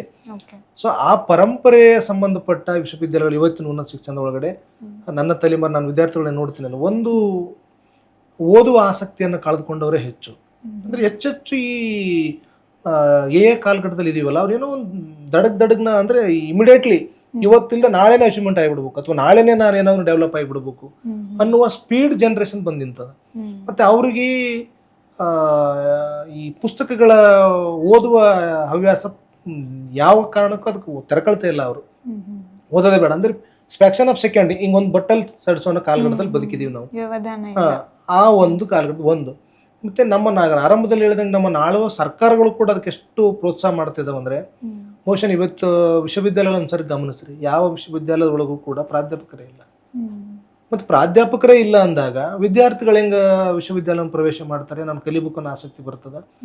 ಅಲ್ಲಿ ಪ್ರಾಧ್ಯಾಪಕರುಗಳಿದ್ದಾಗ ಏನೋ ಹೊಸದನ್ನು ಹೇಳ್ತಾರಪ್ಪ, ಹೊಸದೇನೋ ಕಲಿಸ್ತಾರೆ ನಮಗನ್ನುವ ಆಸಕ್ತಿ ವಿದ್ಯಾರ್ಥಿಗಳ ಹತ್ರ ಬರ್ಬೇಕು. ಆದ್ರೆ ನಿಮ್ಗ ಸರ್ಕಾರಿ ವಲಯದ ಎಲ್ಲ ವಿಶ್ವವಿದ್ಯಾಲಯನ ಗಮನಿಸ್ರಿ, ಇವತ್ತಿಗೂ ಕೂಡ ರೆಕಮೆಂಡ್ ಯಾವ ಕೂಡ ಪೋಸ್ಟ್ಗಳನ್ನು ಫಿಲ್ ಮಾಡಿಲ್ಲ. ಸರ್ಕಾರ ಅದಕ್ಕೆ ಮುಂದೆ ಹೋಗ್ಬೇಕು. ಮೊದಲು ಯಾವ್ಯಾವ ಶಾಲಾ ಶಿಕ್ಷಣ ಹಿಡ್ಕೊಂಡು ಉನ್ನತ ಶಿಕ್ಷಣದವರೆಗೂ ಕೂಡ ಖಾಲಿ ಇರೋ ಎಲ್ಲ ಪೋಸ್ಟ್ಗಳನ್ನ ಫಿಲ್ ಮಾಡ್ಬೇಕು ಮೊದಲು. ಮತ್ತೆ ಅಲ್ಲಿ ಕಲಿತಕ್ಕಂಥ ವಿದ್ಯಾರ್ಥಿಗಳು ಯಾರು, ಅದು ಸರ್ಕಾರಿ ಸ್ವಾಮ್ಯದ ಬರ್ತಕ್ಕಂಥ ಎಲ್ಲ ವಿಶ್ವವಿದ್ಯಾಲಯಗಳು ತಗೊಳ್ರಿ ಅಥವಾ ಇನ್ನೊಂದು ಮತ್ತೊಂದು ತಗೊಳ್ರಿ, ಅಲ್ಲಿ ಕಲಿತಕ್ಕಂಥ ರೈತರ ಮಕ್ಕಳು, ಬಡವರ ಮಕ್ಕಳು, ದಲಿತರ ಮಕ್ಕಳು, ಈ ಮಕ್ಕಳಿಗೆ ಸರ್ಕಾರದಿಂದ ಕೊಡುವಂತ ಮೂಲಭೂತ ಸೌಕರ್ಯಗಳೇ ಅಲ್ಲಿ ಇಲ್ಲ ಅಂತಂದ್ರೆ ಮತ್ತೆ ಅವ್ರು ಬರೋದೆಲ್ಲಿ? ಮತ್ತೆ ಅವ್ರು ಎಲ್ಲಿಗೆ ಹೋಗ್ತಾರ ಅಂತಂದ್ರೆ, ಇಲ್ಲ ನಮ್ಗೆ ಇದು ಬೇಡ ಬೇಡ, ಮತ್ತೆ ಅದು ಹಳ್ಳಿ ಕೇಂದ್ರ ಬಗ್ಗೆ ನೋಡಿ, ಅಲ್ಲೇ ಕೂಲಿ ಮಾಡಮ್, ಇಲ್ಲೇ ಮಾಡಮು ಅಂತ ಮಾತಾಡ್ತೀವಿ. ನಾವು ಫ್ರೀ ಎಜುಕೇಶನ್ ಅಂತ ಮಾತಾಡಕತ್ತೀವಿ. ಎಲ್ಲಿ ಫ್ರೀ ಎಜುಕೇಶನ್? ಇವತ್ತು ನೀವು ವಿಶ್ವವಿದ್ಯಾಲಯ ಒಳಗಡೆ ನೀವು ಫ್ರೀ ಸ್ಟ್ರಕ್ಚರ್ಗಳು ಒಂದ್ಸರಿ ಗಮನಿಸ್ರಿ, ಅಲ್ಲಿ ಹಾಸ್ಟೆಲ್ ವ್ಯವಸ್ಥೆಗಳನ್ನ ನೀವು ಒಂದ್ಸರಿ ಗಮನಿಸ್ರಿ. ಇವೆಲ್ಲ ಸುಧಾರಣೆ ಆಗ್ಬೇಕು. ಮೂಲಭೂತವಾಗಿ ಆಗುವಂತಹ ಸುಧಾರಣೆಗಳಾದ್ರೆ ಯಾಕಂದ್ರೆ ಏಕಾಏಕಿ ವಿದ್ಯಾರ್ಥಿಗಳು ಓದ್ತಾ ಇಲ್ಲ, ಯಾಕಂದ್ರೆ ನಾನು ವಿದ್ಯಾರ್ಥಿ ಇದರಿಂದನೇ ಬಂದವನು, ವಿದ್ಯಾರ್ಥಿಗಳು ಓದ್ತಾ ಇಲ್ಲ, ಅನೇಕ ಓದ್ತಾ ಇದ್ದಾರೆ. ಅದು ಎಲ್ಲೋ ಒಂದು ಪರ್ಸೆಂಟೇಜ್ ಅದು ಬೇರೆ, ವ್ಯವಧಾನ ಕಳ್ಕೊಂಡಿದ್ದಾರೆ, ಈ ಕಾಲಘಟ್ಟದಲ್ಲಿ ಬದುಕ್ತಾ ಇದಾರೆ, ಅಪ್ಡೇಟಿಂಗ್ ಇದ್ದಾರೆ, ಅದು ಬೇರೆ ವಿಷಯ. ಆದ್ರೆ ಎಲ್ಲವನ್ನೂ ಕೂಡ ನಾವು ಓದೋ ವಿದ್ಯಾರ್ಥಿಗಳ ಮೇಲೆ ಆರೋಪ ಮಾಡದೇನೆ ನಾವು ನುಣುಚುಗಳದಲ್ಲ. ಅದ್ರ ಆಚೆಗೂ ಕೂಡ ನಮ್ಮ ಜವಾಬ್ದಾರಿಗಳನ್ನ ಅಥವಾ ಮಾಡಬೇಕಾದ ಕೆಲಸಗಳನ್ನ ಸರ್ಕಾರ ಎಷ್ಟು ಮಟ್ಟಿಗೆ ಮಾಡುತ್ತೆ ಅನ್ನೋದೊಂದು ಇಂಪಾರ್ಟೆಂಟೇ. ಸರ್ಕಾರಗಳು ಕೂಡ ವಿದ್ಯಾರ್ಥಿಗಳನ್ನ ಆಸಕ್ತಿದಾಯಕವಾಗಿ ಅವ್ರನ್ನ ಒಳಗೊಳ್ಳೋದಾಗ್ಲಿ ಅಥವಾ ಉನ್ನತ ಶಿಕ್ಷಣಕ್ಕೆ ತರ್ಕೊಂಡು ಅವರ ಬದುಕಿನ ಅಥವಾ ಭಾರತಕ್ಕೆ ಮುಂದಿನ ನೀವು ನಾಗರಿಕರು, ಇವತ್ತಿನ ಮಕ್ಕಳೇ ಮುಂದಿನ ನಾಗರಿಕರು, ತಾಳವರ್ಗ ನೀವು ನಾಯಕರು ಅಂತ ಏನು ಕರಿತೀವಲ್ಲ ನಾವು, ಅವರಿಗೆ ಮುಟ್ಟಬೇಕಾದಂಥ ಶಿಕ್ಷಣ ಯಾವುದು? ಇವತ್ತು ನೋಡ್ತಾ ಇದೀವಿ ನಾವು, ಗೊಂದಲ NEP ಅಂತ ಒಂದು ಬರ್ತದ, ಆಮೇಲೆ ಸ್ಟೇಟ್ ಸಿಲೆಬಸ್ ಅಂತ ಒಂದು ಬರ್ತದ, ಎಷ್ಟು ಗೊಂದಲಗಳಿವು. ಅದ್ರ ಮಧ್ಯೆ ಮತ್ತು CBSE ಮತ್ತೊಂದು, ಅದರ ಆಚೆ ಖಾಸಗಿ ಶಾಲೆಗಳ ಅವ್ರದೇ ಆದಂಥ ಮತ್ತೊಂದು, ಅದು ಬೇರೆ. ಇನ್ನೂ ದುರಂತ ನಮ್ಮ ಸರ್ಕಾರಗಳದ್ದು ಹೇಳೋದಾದ್ರೆ, ಯಾರು ಪ್ರಾಮಾಣಿಕವಾಗಿ ಈ ಬಡ ವಿದ್ಯಾರ್ಥಿಗಳು ಓದಿ ಏನನ್ನೆಲ್ಲ ಸಾಧಿಸ್ಬೇಕಂತಿರ್ತಾವಲ್ಲ, ನೀವು ನೋಡ್ರಿ ಮೊನ್ನೆ ಆದಂಥ ನೀಟ್ ಪರೀಕ್ಷೆದೇ ಒಂದು ಸುಮ್ಮನೆ ಎಕ್ಸಾಂಪಲ್ ತಗೊಳ್ಳೋದಾದ್ರೆ, ಯಾರ ಮಕ್ಕಳಲ್ಲಿ ಬಲಿಯಾಗಿದ್ದು? ಸತ್ತಿರೋರು ಯಾರ ಮಕ್ಕಳು? ಯಾರು ಅಂಬಾನಿನೋ ಅದಾನಿನೋ ಕೋಟ್ಯಾಧೀಶರ ಮಕ್ಕಳು ಯಾರು ಸಾಲಿಲ್ಲ ಮೇಡಮ್. ಸತ್ತವರೆಲ್ಲರೂ ಕೂಡ ಮಧ್ಯಮ ವರ್ಗದ ದುಡಿಯೋ ವರ್ಗದ ಮಕ್ಕಳೇ. ಅಷ್ಟು ಮಕ್ಕಳು ಸತ್ತಾಗಲೂ ಕೂಡ ನಮ್ಮ ನಾಳೆ ಪ್ರಭುತ್ವ ಅದಕ್ಕೆ ಏನಾದರೂ ರಿಯಾಕ್ಟ್ ಮಾಡಿದೆಯಾ, ಅಥವಾ ಅದಕ್ಕೆ ಏನಾದರೂ ಬೆಲೆ ತೆತ್ತಿದೆಯಾ, ಅಥವಾ ನಮ್ಮಿಂದ ಆಗಿರೋ ತಪ್ಪುಗಳು ಇವು ನ್ಯೂನ್ಯತೆಗಳಂತ ತಿದ್ಕೊಳ್ಳೋಕೆ ಏನಾದ್ರು ಅವಕಾಶ ಮಾಡಿಕೊಟ್ಟಿದೆ? ಇಲ್ಲಲ್ಲ. CBSE ಒಂದು ಸಿಲೆಬಸ್ ಲೀಕ್ ಆಗ್ತದ. ಇನ್ನು ಎಂಥ ದೊಡ್ಡ ದುರಂತ ಅಂದ್ರೆ, ಈ ದೇಶವನ್ನ ಶತ್ರು ರಾಷ್ಟ್ರಗಳಿಂದ ಕಾಪಾಡಕ್ಕಿರುವಂತ ಒಂದು ಮಿಲಿಟರಿ ವ್ಯವಸ್ಥೆಯನ್ನ ಎಕ್ಕಚ್ಚಿತ್ತು ಒಂದು ಕ್ವಶನ್ ಪೇಪರ್ ನೀವು ಪ್ರಾಂಪ್ಟ್ ಆಗಿ ಮಾಡೋಕ್ಕಾಗಲ್ಲ ಮಿಲಿಟರಿ ಬಳಸುವ ಹಂತಕ್ಕೆ ನಾವು ಬಂದಿದ್ದೀವಿ ಅಂದ್ರೆ, ನಮ್ಮ ದೇಶದ ವ್ಯವಸ್ಥೆ, ಶಿಕ್ಷಣ ವ್ಯವಸ್ಥೆ ಎಲ್ಲಿ ಬಂದು ನಿಂತ ನಮ್ಮ ಹತ್ರ. ಅಂದ್ರೆ ಈ ಪತ್ರಿಕೆ ತೆಗೆಯುವಂಥವ್ರು ಅಥವಾ ಪತ್ರಿಕೆ ಪ್ರಾಧ್ಯಾಪಕರು ಅಂದ್ರೆ ಇದಕ್ಕೆ ನಾವು ನೈತಿಕತೆ ಅಧಪತನ ಅಂತ ಕರಿತೀವಿ. ಎಷ್ಟರ ಮಟ್ಟಿಗೆ ನೀವು ನೈತಿಕತೆಗೆ ಅಧಪತನಕ್ಕೆ ಹೋಗ್ತಾ ಇದ್ದೀರಿ? ಯಾರು ಅದನ್ನ ಮಾಡಿದ್ರು ಅಂತ ಅವ್ರನ್ನು ಪತ್ತೆ ಹಚ್ಚಿ ಅವ್ರನ್ನ ಅರೆಸ್ಟ್ ಮಾಡೋದಾಗ್ಲಿ ಮತ್ತೊಂದಾಗ್ಲಿ ಆದ್ರೂ ಕೂಡ ಕ್ರಮಗಳನ್ನು ಕೈಗೊಳ್ಳೋಕ್ಕಾಗಿತ್ತು. ಸೊ ಇದೆಲ್ಲದರ ಒಂದು ಸುಧಾರಣೆಗೆ ಅಥವಾ ಈ ಮುಂದುವರಿಕೆ, ಅಭಿವೃದ್ಧಿ ಅಥವಾ ಸಾಹಿತ್ಯದ ಮೂಲಕ ಮನವರಿಕೆ ಆಗಿರುವಂಥದ್ದು ಕೂಡ ಬರವಣಿಗೆಯ ಒಂದು ಇದಾಗಿರುತ್ತೆ. ಸೊ ಆ ನಿಟ್ಟಿನಲ್ಲಿ ನೋಡೋದಾದ್ರೆ ಸರ್, ಸಾಹಿತ್ಯ ಎಷ್ಟು ಮುಖ್ಯ ಆಗುತ್ತೆ ಅನ್ನೋದು ನಿಮ್ಮ ಮಾತುಗಳಲ್ಲಿ? ಇಲ್ಲ, ಈಗ ಅದನ್ನ ಹೇಳಿದ್ನಲ್ಲ ಮೇಡಮ್, ಸಾಹಿತ್ಯ ಯಾಕೆ ಮುಖ್ಯ ಆಗ್ತದೆ ಅಂದ್ರೆ, ಈಗ ನಾನು ಎಲ್ಲ ಮಾತುಗಳನ್ನ ಬರೇ ಮಾತಾಡ್ತದ್ರೆ ಮಾತಾಗಿ ನಿಲ್ತದ, ಆದ್ರೆ ಇನ್ನೊಂದು ವರ್ಗಕ್ಕೆ ಅದು ಅರ್ಥ ಆಗ್ಬೇಕಲ್ಲ. ಏನ್ ನಡೆದಿದೆ ಸಮಾಜದೊಳಗಡೆ, ಯಾರು ಅನ್ಯಾಯಕ್ಕೆ ಒಳಗಾಗ್ತಿದ್ದಾರೆ, ಯಾವ ವಿದ್ಯಾರ್ಥಿಗಳು ಇವತ್ತು ಬಲಿಯಾಗಿದ್ದಾರೆ, ಯಾವ ಕಾರಣಕ್ಕೆ ಬಲಿಯಾಗಿದ್ದಾರೆ, ಮತ್ತೆ ಆ ಬಂದಂತ ಹಿನ್ನೆಲೆಗಳೇನು, ಯಾವ ಕಾರಣಕ್ಕಾಗಿ ಇವೆಲ್ಲ ಬಂದು ಅನ್ನೋದನ್ನ ನಾವು ಚರ್ಚೆ ಮಾಡ್ಬೇಕಲ್ಲ. ಚರ್ಚೆ ಮಾಡ್ಬೇಕಂದ್ರೆ ಬರವಣಿಗೆ ಮೂಲಕನೇ ಅವ್ರು ಹೋಗ್ಬೇಕು, ಬರೀ ಮಾತಾಡಿ ಹೋಗೋದಲ್ಲ. ಈ ಹಿಂದೆ UGC ಒಳಗಡೆ ಸುಮ್ಮನೆ ಒಂದು ಇದಕ್ಕೆ ಬಂದು UGC ಒಳಗಡೆ ತೋರಟೋರಿದ್ದಾಗ 100 ಫೆಲೋಶಿಪ್ ಸ್ಕೀಮ್ಗಳಿದ್ವು ವಿದ್ಯಾರ್ಥಿಗಳಿಗೆ. ಈಗ ನಾವು ಅದ್ರ ಬಗ್ಗೆ ಏನ್ ಮಾತಾಡ್ತಾ ಇದೀವಿ? ಇದ್ದು ಅಂತ ಮಾತಾಡ್ತಾ ಇದೀವಿ. What about now present?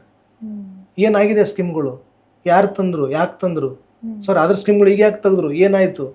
ಇದನ್ನ ನಾನು ಈಗೇನೋ ಬಂದಿದ್ದೀನಿ, ಕೂತಿದ್ದೀನಿ, ಮಾತಾಡ್ತೀನಿ. ನಮ್ಮ ಹುಡುಗರ ಬಳಿ ಎಷ್ಟು ಪೇಷನ್ಸ್ ಅಂತ ನನ್ನನ್ನು ಒಳಗೊಂಡಂದ್ರೆ, ನನ್ನ ಈ ಸಂದರ್ಶನವನ್ನು ಮತ್ತೊಂದು ಯಾರದೇ ಆಗ್ಲಿ 10 ಸೆಕೆಂಡ್ ನೋಡಲ್ಲ ನಾವು. ಅಂದ್ರೆ ಈ ಫ್ರಾಕ್ಷನ್ ಆಫ್ ಸೆಕೆಂಡ್ ಒಳಗಡೆ ಸ್ಕ್ರೋಲ್ ಮಾಡಿಬಿಡ್ತೀವಿ ಅಂತ. ಆ ಕಾಲಘಟ್ಟದಲ್ಲಿ ಬದುಕೋರಿಗೆ ಅರ್ಥ ಆಗ್ಬೇಕು ಅನ್ನೋದಾದ್ರೆ ಅದು ಬರವಣಿಗೆ ಮೂಲಕನೇ ಹೋಗ್ಬೇಕಾಗಿರುವಂಥದ್ದು. ಬರವಣಿಗೆನು ಈಗ ಸಾಮಾಜಿಕ ಜಾಲತಾಣದಲ್ಲಿ ಎಲ್ಲ ಕಡೆ ಸಿಗ್ತದೆ. ಅದ್ರ ಮುಖ್ಯವಾದ ಜವಾಬ್ದಾರಿನೇ ಅಂದ್ರೆ ಸಮಾಜದಲ್ಲಿ ಆಗ್ತಕ್ಕಂಥ ಇಂಥ ಘಟನೆಗಳನ್ನ ಜನಸಮೂಹಕ್ಕೆ ತಲುಪಬೇಕಾದಂಥ ಮಾಧ್ಯಮಗಳಿವು. ಒಂದು ಬರಹ, ಒಂದು ಪ್ರಿಂಟ್ ಮೀಡಿಯಾ ಅಂತ ಕರಿತೀವಿ, ಬರಹ ಅಂತ ಕರಿತೀವಿ. ಅದು ಪತ್ರಿಕಾ ಮಾಧ್ಯಮ ಮೂಲಕ ಅಲ್ಲಿ ಕತೆ, ಕಾವ್ಯ, ಕಾದಂಬರಿ, ಇನ್ನೊಂದನ್ನಾಗ್ಲಿ ಮತ್ತೊಂದಾಗ್ಲಿ ಬರಹ ಬೇರೆ ಬೇರೆ ಸ್ವರೂಪದಲ್ಲಿ ತಲುಪಿಸೋದ್ರದ್ದು ಒಂದು. ಮತ್ತೆ ಡಿಜಿಟಲ್ ಮೀಡಿಯಾಗಳು ಇದಾವೆ. ಬಹಳ ಜವಾಬ್ದಾರಿತವಾಗಿ ಪ್ರಜಾಪ್ರಭುತ್ವದ ಅಂಗಗಳಲ್ಲಿ ನಾವು ಅದನ್ನ 4ನೇ ಅಂಗ ಅಂತ ಕರಿತೀವಿ ಮಾಧ್ಯಮಗಳು ಕೂಡ. ಅವ್ರು ಮಾಡ್ಬೇಕಾದಂಥ ಕೆಲಸನೂ ಕೂಡ ಇದು. ಆದ್ರೆ ಇವತ್ತು ಆ ಮಾಧ್ಯಮಗಳು ಏನೆಲ್ಲ ಮಾಡ್ತೇವೆ ಅನ್ನೋದ್ರ ಬಗ್ಗೆ ನಾನು ಹೆಚ್ಚು ಹೇಳಕ್ ಹೋಗಲ್ಲ, ನಿಮ್ಗೆಲ್ರಿಗೂ ಗೊತ್ತು. ಶಿಕ್ಷಣ ಪಡ್ಲಾರ್ದನೆ ಮಾತಾಡಕ್ ಹೋದ್ರೆ ನಾವು ಈ ಅದರ ಸಾಧಕ ಬಾಧಕಗಳ ಬಗ್ಗೆ ಆಲೋಚನೆ ಮಾಡುವ ವಿವೇಕ ಶಕ್ತಿಯನ್ನು ಕಳ್ಕೊಳ್ತೀವಿ. ಅದಕ್ಕೆ ಮೂಲವಾಗಿ ಮೊದಲು ಶಿಕ್ಷಣ ಪಡ್ಕೊಳ್ಳೋದು. ಆ ನಂತರದಲ್ಲಿ ಅದನ್ನ ನೀವು ಬರವಣಿಗೆ ಮೂಲಕ ಹೇಳ್ತಿದ್ದೋ ಅಥವಾ ಭಾಷಣಗಳ ಮೂಲಕ ಹೇಳ್ತಿದ್ದೋ ಮತ್ತೊಂದು ಮೂಲಕ ಹೇಳ್ತಿದ್ದೋ ಜನರಿಗೆ ಅದನ್ನು ತಿಳಿಸುವ ಒಂದು ಮಾಧ್ಯಮವಾಗಿ ಬಳಸಿಕೊಂಡು ಅವ್ರಿಗೆ ತಿಳಿಸೋದ್ರ ಮೂಲಕ ಜನರನ್ನ ಒಂದು ಒಗ್ಗಟ್ಟುಗೊಳಿಸೋದು, ಅಂದ್ರೆ ಒಂದು ಒಂದು ಒಂದು ಯೂನಿಟಿ ಮಾಡೋದು, ಒಗ್ಗಟ್ಟಿನ ಆಮೇಲೆ ಅದ್ರ ವಿರುದ್ಧ ಒಂದು ಹೋರಾಟ ಕರೆ ಕೊಡುವಂಥದ್ದು. ಈ ಪತ್ರಿಕಾ ಮಾಧ್ಯಮಗಳ ಬಗ್ಗೆ ಅಂತೂ ಬಾಬಾ ಸಾಹೇಬ್ 1920 ಒಳಗಡೆನೆ ಏನು 20 ತರವಾದಲ್ಲಿ ಬಂದ ಮಾಧ್ಯಮಗಳು ತರ್ತಾರೆ, ಅವರು ಪತ್ರಿಕಾ ಆರಂಭ ಮಾಡ್ತಾರೆ ಪತ್ರಿಕೆಗಳನ್ನ. ಅವ್ರು ಮಾಡಿದ್ದು ಕೂಡ ಆ ಕಾರಣಕ್ಕಾಗೇನೆ, ಅಂದ್ರೆ ಜನ ಸಮುದಾಯಗಳಿಗೆ ಒಂದೇ ಸರಿ ರೀಚ್ ಆಗ್ಬೋದಲ್ಲ. ಒಬ್ಬ ವ್ಯಕ್ತಿ ಒಂದು 100 ಜನಕ್ಕೆ 1000 ಜನಕ್ಕೆ ಅವರ ಆಲೋಚನೆಗಳನ್ನು ತಲುಪಿಸ್ಲಿಕ್ಕಿರೋ ಮಾಧ್ಯಮಗಳಿವು. ನಾನು ಒಬ್ಬ ವ್ಯಕ್ತಿ ಇದೀನಿ ಅಂದ ತಕ್ಷಣನೇ ನಾನು ಒಂದು ಕಡೆ ಸೇರ್ಬೇಕಾದ್ರೆ 1000 ಜನಕ್ಕೆ ನಾನು ಮಾಹಿತಿ ತಿಳಿಸ್ಬೇಕಾದ್ರೆ, ಅಂದ್ರೆ ಸಾವಿರಾರು ಜನಕ್ಕೆ ಒಂದು ದಿನದ ಒಳಗಡೆ ಒಂದು ತಿಂಗಳ ಒಳಗಡೆ ವಿಷಯ ಮುಟ್ಟಿಸ್ತದಲ್ಲ, ಅದು ಬರವಣಿಗೆನೆ. ಈ ಪಾತ್ರಗಳನ್ನ ಬಹಳ ಎಚ್ಚರದಿಂದ ನಾವು ಬಳಸಬೇಕಾದಂತ ಕಾಲಘಟ್ಟದಲ್ಲಿ ನಾವಿದ್ದೀವಿ ಸದ್ಯಕ್ಕೆ. ಓಕೆ, ಮುಂದಿನ ನಿಮ್ಮ ಯೋಜನೆಗಳು ಅಂತ ಹೇಳೋದಾದ್ರೆ ಯಾವ ಪ್ರಕಾರ ಸಾಹಿತ್ಯ ಪ್ರಕಾರದ ಕೃತಿಯನ್ನ ಬರಿಬೇಕು ಅಂತ ಅನ್ಕೊಂಡಿದ್ದೀರಿ? ಮೇಡಮ್, ಸದ್ಯಕ್ಕೆ ನನ್ನ ಒಂದಿಷ್ಟು ಬರವಣಿಗೆಗಳು ಅಂತಂದ್ರೆ, ನಾನು ಇದುವರೆಗೂ ಕೂಡ ಅಂಬೇಡ್ಕರ್ ಬಾಬಾ ಸಾಹೇಬ್ರ ಐಡಿಯಾಲಜಿ ಹಿನ್ನೆಲೆಯಲ್ಲಿ ಪುಸ್ತಕಗಳ ಒಂದು ಲೇಖನಗಳನ್ನ ಬರೆದಿದ್ದೀನಿ. ಅಂದ್ರೆ ಬಾಬಾ ಸಾಹೇಬ್ರ ಬಗ್ಗೆ ಒಂದಿಷ್ಟು ಅವ್ರ ವಿಚಾರಗಳು ಇಟ್ಕೊಂಡು ಒಂದು ಅವ್ರನ್ನ ಫೋಕಸ್ ಮಾಡೋ ಒಂದು ಆರ್ಟಿಕಲ್ ಅಥವಾ ಲೇಖನಗಳು ಬರೆದಿರಲಿಲ್ಲ, ಅದು ಒಂದು ಮಾಡ್ಲತ್ತೀನಿ ಒಂದು. ಮತ್ತೆ ನಾನು ಬೆಳೆದು ಬಂದಂತ ಹಳ್ಳಿ ವಾತಾವರಣ, ನಮ್ಮ ಕಲ್ಯಾಣ ಕರ್ನಾಟಕ ಅಥವಾ ಹೈದರಾಬಾದ್ ಕರ್ನಾಟಕದ ಏರಿಯಾದಲ್ಲಿ ಇರತಕ್ಕಂಥ ಶೋಷಣೆಗಳ ಬಗ್ಗೆ ಮತ್ತು ಅಥವಾ ನನ್ನ ಕುಟುಂಬ, ನಾನು ಬೆಳೆದು ಬಂದ ಹಿನ್ನೆಲೆಗಳನ್ನ ಇಟ್ಕೊಂಡು ಮತ್ತೆ ಉನ್ನತ ಶಿಕ್ಷಣಕ್ಕೆ ತರ್ಕೊಂಡ ತರುವಾಯದಲ್ಲಿ ಆದಂತ ಕೆಲ ಘಟನೆಗಳನ್ನೆಲ್ಲ ಕೂಡೀಕರಣ ಮಾಡಿ ನಾನು ಒಂಚೂರು ನನ್ನ ಆತ್ಮಕಥೆಯನ್ನ ಬರೀಲಿಕ್ಕೆ ಪ್ರಾರಂಭ ಮಾಡಿದ್ದೀನಿ. ಈಗ ಒಂದು ಹಂತಕ್ಕೆ ಬಂದು ನಿಂತಿದೆ ಅದು. ಸೊ ಆ ಒಂದು ಯೋಜನೆ ಅದರ ಆಚೆ ಈಗ ಇತ್ತೀಚೆಗೆ ನಮ್ಮ ಕಲ್ಯಾಣ ಕರ್ನಾಟಕದ ಒಂದಿಷ್ಟು ಮರೆಮಾಚಲ್ಪಟ್ಟ ಕೆಲ ಇತಿಹಾಸಗಳನ್ನ, ಹೋರಾಟಗಾರನ ಆಗಿರ್ಬೋದು ಅಥವಾ ಐತಿಹ್ಯಗಳನ್ನ ಇಟ್ಕೊಂಡು ಕಟ್ಟಲ್ಪಟ್ಟಂತ ಒಂದಿಷ್ಟು ಮಿತ್ಗಳನ್ನ ಏನಿದಾವಲ್ಲ ಅಂಥವುಗಳನ್ನ ಮುರಿದು ನಿಜವಾದ ಸಂಗತಿ ಯಾವುದನ್ನೋ ಹಿನ್ನೆಲೆಯಲ್ಲಿ ಒಂದಿಷ್ಟು ನಾನು ಮಾಡ್ತಾ ಇದ್ದೀನಿ. ಈಗ ನಮ್ಮೂರಲ್ಲೇ ಡೋರಾಯ್ ಕಕ್ಕನ ಗುಡಿ ಅದ, ಅಲ್ಲಿ ಒಂದಿಷ್ಟು ಕೆಲವು ಮಿತ್ಗಳನ್ನು ಹುಟ್ಟಾಕಿದ್ರು. ಆ ಮಿತ್ಗಳನ್ನು ಮುರಿಯೋ ಪ್ರಕ್ರಿಯೆ ಆಗಿರ್ಬೋದು. ಆಮೇಲೆ ಗಂಗಾಳ ಕಲ್ಲು ಅಂತೇಳಿ, ಬಾಣತಿ ಕಲ್ಲು ಅಂತ ಈ ತರದ ಒಂದಿಷ್ಟು ನಮ್ಮಲ್ಲಿ ಐತಿಹಾಸಿಕ ಕುರುಗಳು ಹಿನ್ನೆಲೆಯಲ್ಲಿ ಇದಾವೆ. ಅವುಗಳಿಗೆ ಏನು ಅಂತಂದ್ರೆ ಬೇರೆ ಬೇರೆ ಹಿನ್ನೆಲೆಯಲ್ಲ ಮಿತ್ಗಳನ್ನ ಕಟ್ಟಿ ಅವುಗಳನ್ನ ಒಳಗೆ ಮಾಡಲಾಗಿದೆ. ಅವುಗಳನ್ನ ಸ್ವಲ್ಪ ಹೆಕ್ಕಿ ಸಂಶೋಧನೆ ಮೂಲಕ ನಾನು ಒಂದಿಷ್ಟು ಬರವಣಿಗೆ ಮಾಡ್ಬೇಕು ಅಂತ ನನ್ನ ಒಂದಿಷ್ಟು ಮುಂದಿನ ಯೋಜನೆಗಳ ಸದ್ಯಕ್ಕೆ.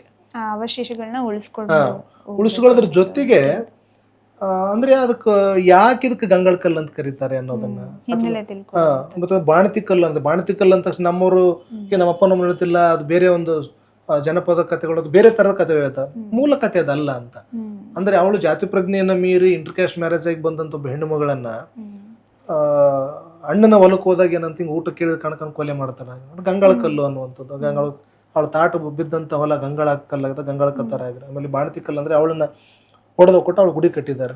ಮೌಖಿಕವಾಗಿ ಹೇಳುವಂತದ್ದನ್ನ ನೀವು ದಾಖಲಿಸುವಾಗ ಅದು ಯಾವ ರೀತಿ ಅಂದ್ರೆ ಪ್ರಶ್ನೆ ಮಾಡುವಂತದ್ದು ಹೇಗಿರುತ್ತೆ ಅಂತ ಅದೊಂದು ಪ್ರಕ್ರಿಯೆ ಬಗ್ಗೆ ಮಾತಾಡ. ಇಲ್ಲ, ನಾನು ಅವ್ರ ಪ್ರಶ್ನೆ ಮಾಡೋದನ್ನ ಅವ್ರ ಹತ್ರ ಏನಂದ್ರೆ ನನಗೆ ವಿಷಯ ಬೇಕು, ಅವ್ರು ಪ್ರಶ್ನೆ ಮಾಡೋದ್ ನನ್ ಮುಖ್ಯ. ಒಂದು ಪ್ರಶ್ನೆನ ನಾನು ಕೇಳಿ ಕೈ ಬಿಟ್ಬಿಡ್ತೀನಿ ಅವ್ರಿಗೆ. ಅವ್ರು ಎಷ್ಟು ಹೇಳಲಿಕ್ಕೆ ಸಾಧ್ಯ ಅದ, ಅವ್ರಲಿಂದ ನನಗೆ ಎಷ್ಟು ಮಾಹಿತಿ ತಗೊಳಕ್ ಸಾಧ್ಯ ಅದ ಅಲ್ಲಿ ತನೂ ಒಂದಿಷ್ಟು ನಾನು ಅವ್ರಿಗೆ ಪ್ರಶ್ನೆನ ಕೇಳ್ದೇನೆ ನಿಂತ್ಬಿಡ್ತೀನಿ. ಈಗ ಹೆಚ್ಚೆಚ್ಚು ಪ್ರಶ್ನೆ ಕೇಳಿದಂಗೆಲ್ಲ ಮಿಡಲ್ ಸ್ಟಾಪ್ ಆಗಿಬಿಡ್ತಾರೆ ಅವ್ರಿಗೆ. ಅಂದ್ರೆ ಈಗ ನಮ್ಮ ತಿಳುವಳಿಕೆ ಭಾಗಕ್ಕೂ ಮತ್ತೆ ಈಗ ಹಿರಿಯರಾದಂತ ಅವ್ರಿಗೆ ಒಂದಿಷ್ಟು ತಲೆಮಾರಿಗಳಿಗೆ ಒಂಚೂರು ಏನಂದ್ರೆ ಎಲ್ಲೇ ಇದನ್ನ ಹೇಳ್ಬೇಕು ಇದನ್ನ ಹೇಳ್ಬಾರ್ದು ಅಂತಿರಲ್ಲ, ಒಂದು ಫ್ಲೋ ಬಿಟ್ಟಿವಿ ಅಂತ ಅನ್ಕೊಳ್ರಿ, ಮುಕ್ತವಾಗಿ ಅವಕಾಶ ಕೊಡೋಕೆ ಸಾಧ್ಯ ಆಗ್ತದೆ. ಈಗ ನಾವು ಪ್ರಶ್ನೆ ಮಾಡೋ ಟೈಮ್ ಬಹಳ ಜನ ನಾವೇನ್ ಮಾಡ್ತೀವಿ, ಕೆಲವು ಸಾರಿ ಈ ಮೊಬೈಲ್ಗಳನ್ನ ಮತ್ತೊಂದು ರೆಕಾರ್ಡ್ ಇಟ್ಬಿಟ್ಟಿವಿ ಅಂದ್ರೆ ಸ್ವಲ್ಪ ಮುಜುಗರಕ್ಕಾಗಿ ಕೆಲವು ಹೇಳೋ ಸತ್ಯಗಳನ್ನ ಅವ್ರು ಹೇಳೋದೇ ಇಲ್ಲ, ಹಿಂದೇಟ್ ಹಾಕ್ಬಿಡ್ತಾರೆ. ಸೊ ಹಂಗಾಗಿ ಅಂಥವನ್ನೆಲ್ಲ ಗೌಣ ಮಾಡಿ ನಾವು ಒಂಚೂರು ಅವ್ರ ಸಂಬಂಧಿಕನೋ ಅವ್ರ ಒಡನಾಡಿನೋ ಅನ್ನೋ ರೀತಿಯಲ್ಲಿ ನಮ್ಮ ಪ್ರಶ್ನೆಗಳು ನಮ್ಮ ತಿಳುವಳಿಕೆಯ ಹಿನ್ನೆಲೆಯಲ್ಲಿ ಅವ್ರು ನಾನು ಕೇಳ್ತೀನಿ ಅವ್ರಿಗೆ. ಎಲ್ಲಿ ಅವ್ರು ಮುಜುಗರಕ್ಕೆ ಒಳಗಾಗೋದು ಅಥವಾ ಈ ಪ್ರಶ್ನೆ ಹೇಳಲೇ ಬೇಡ ಅಂತಿರ್ತಾರಲ್ಲ, ಅದನ್ನ ನಾನು ಅವ್ರಿಗೆ ಮುಜುಗರ ಪಡೋದ್ರಾಗ್ಲಿ ಅಥವಾ ಅವ್ರಿಗೆ ಹರ್ಟ್ ಮಾಡೋ ಹಿನ್ನೆಲೆ ನಾನು ಕೇಳಕ್ ಹೋಗಲ್ಲ, ಅದನ್ನೆಲ್ಲ ಡ್ರಾಪ್ ಮಾಡಿಬಿಡ್ತೀನಿ. ಅದೇ ಮುಂದುವರೆದು ಮತ್ತೆ ಬೇರೆ ಕೇಳೋಕೆ ತೆರ್ಕೊಳ್ತೀನಿ. ಇದು ನನ್ನ ಸ್ವಂತ ತಿಳುವಳಿಕೆ ಇದೆ ಅಷ್ಟೇನೆ. ಓಕೆ ಸರ್, ತುಂಬ ಖುಷಿ ಆಯಿತು. ನೀವು ಒಂದಷ್ಟು ಏನು ಹೊಸ ವಿಚಾರಗಳು ಮತ್ತು ಹೊಸ ದೃಷ್ಟಿಕೋನಗಳನ್ನು ನಿಮ್ಮ ಮಾತುಗಳಲ್ಲಿ ಪ್ರಸ್ತಾಪ ಮಾಡಿದ್ರಿ. ಧನ್ಯವಾದ ಸರ್, ಕಾರ್ಯಕ್ರಮ ಬಂದಿದ್ದಕ್ಕೆ ಧನ್ಯವಾದ. ಸ್ನೇಹಿತರೆ, ನೋಡಿದ್ರಲ್ಲ, ಇಷ್ಟೊತ್ತು ನಂದಾ ಸರ್ ಅವರ ಮಾತುಗಳನ್ನು ಕೇಳ್ತಾ ನನಗೊಂದು ವಚನ ನೆನಪಾಯಿತು. ಶಿವಯೋಗಿ ಸಿದ್ದರಾಮೇಶ್ವರ ಅವರದು.